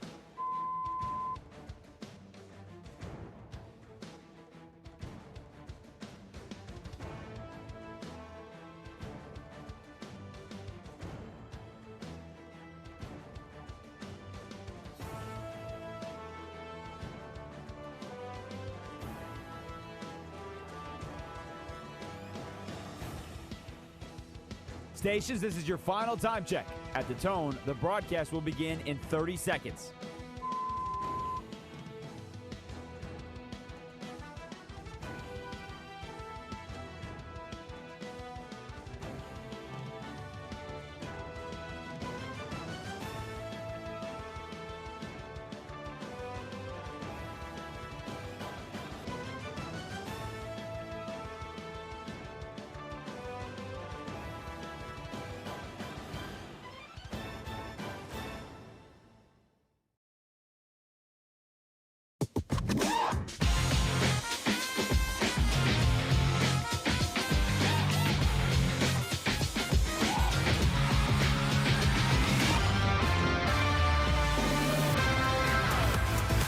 This is Bleck and Abdalla on Westwood One Sports. Here's Chris Bleck and Adam Abdalla. Make sure you check out the podcast of Bleck and Abdalla on Apple and Spotify. Also, like and subscribe to our YouTube channel, Bleck and Abdalla Show. We have the live stream up there each and every day, Bleck and Abdalla Show on YouTube. If you were around for the Linnell interview that we just had about 10 minutes ago, Linnell was right there on YouTube. You could have seen Linnell Willingham right there on camera with us as well. Bleck and Abdalla Show right there on YouTube. And thank you to Linnell for joining us. Make sure you listen to his show tonight right here on the Westwood One Sports Network. Thank you to Raj and Roy for producing today's show. Jim Rome is coming up in 10 minutes right here on Westwood One Sports. Teddy Bridgewater was set to be the backup for the Lions this upcoming season, and he retired again over the weekend. He retired back in 2023. He returned to the Lions following season. Yeah. He backed up Baker Mayfield in Tampa last year. I think in between all of this retirement and playing, he's been a high school football coach in Florida because didn't he get in trouble for providing like rides and food to players, which is a whole different conversation because like forbid. Like it was a problem, but it was like, dude, he's helping people out. Like let Teddy him. Two Gloves, man. Yeah. Teddy Bridgewater retiring from the NFL. Shout out to Teddy Two Gloves, man. So the Lions had to scramble to find a backup. They'll be fine. I think they went with Joshua Dobbs. They did. Yeah, they went with Josh Dobbs. Yeah. So there you go. So Bridgewater retires once again from the NFL. Yeah. Yeah. You know that knee injury that he had in Minnesota. Like when he started, he had a lot of promise to his career. Yeah. And then obviously the injury completely derailed that for his career. And he played in a lot of different places: New Orleans, Carolina, Denver, Miami, Detroit, Tampa, and back to Detroit. Man, that's so many places. Yes, thank you. So many places. You forget that like he was a backup for those 5 other teams. You forget. Man, you could not have sounded more stoned. That's so many teams. Well, I just forget that like I forget that he was a backup for all those places. That's what backups do. I know. They bounce around. I know. From place to place. I know. I'm just getting older.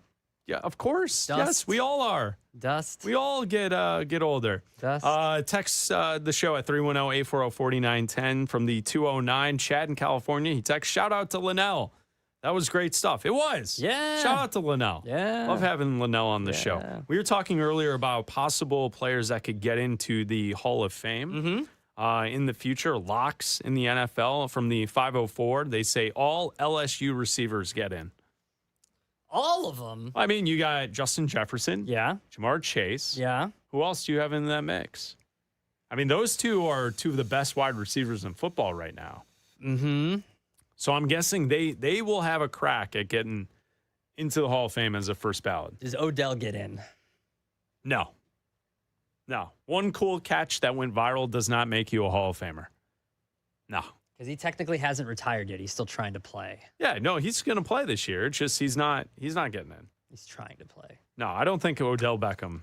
He was a very, very good wide receiver. Okay. But he's not a Hall of Famer. All right. We were also talking today on the show. This picture went viral of Gen Z party cups. Yeah. So kids, for their parties, when you come over and you go to grab your cup to get your beverage, your drink, whatever you're drinking that night, you have to grab a cup based off of how you are as a relationship status. So the red Solo cups, the cups that you and I grew up on, right? Yeah. Like just the red Solo cup, that's for taken. Oh. The purple cup, DTF. Down to fun. Is that what it stands for? Yeah, down to fun. Down to fun. Down to fun. Is that okay? Down to fun. Down to fun. Apparently. Okay. All right. Down to fun from the cup. Okay. I Yep. love to show the texture and this wave pattern. Again, it looks like you went and got a blow at your jeez. blowout. What? She's getting purple cupped. The QVC lady. Yes, at the salon. And She's getting a blowout. Yes. I tried to go to that salon this weekend. All right, so here's No what's luck. happening today. All right, We're having so a huge. all right, so after that, the No QVC lady from last week. So the purple cup is down to fun, as Abdalla says. The blue cup, single AF, and the green cup, it's complicated. So that's what kids are doing now, is that they have cups to signal to others their relationship status. All right. Back in our day, everyone just had a red Solo cup. With your name, you put your name on it. And then you used your words, and Yeah. you said things to people, and you said hello. Yeah, we And also then you found boosted our out. immune systems by playing beer pong with actual. Now they just put water in it, and then you just take drinks of your actual drink. Kids these days. Yeah, absolutely. Jim Rome is coming up next. This is Westwood One Sports.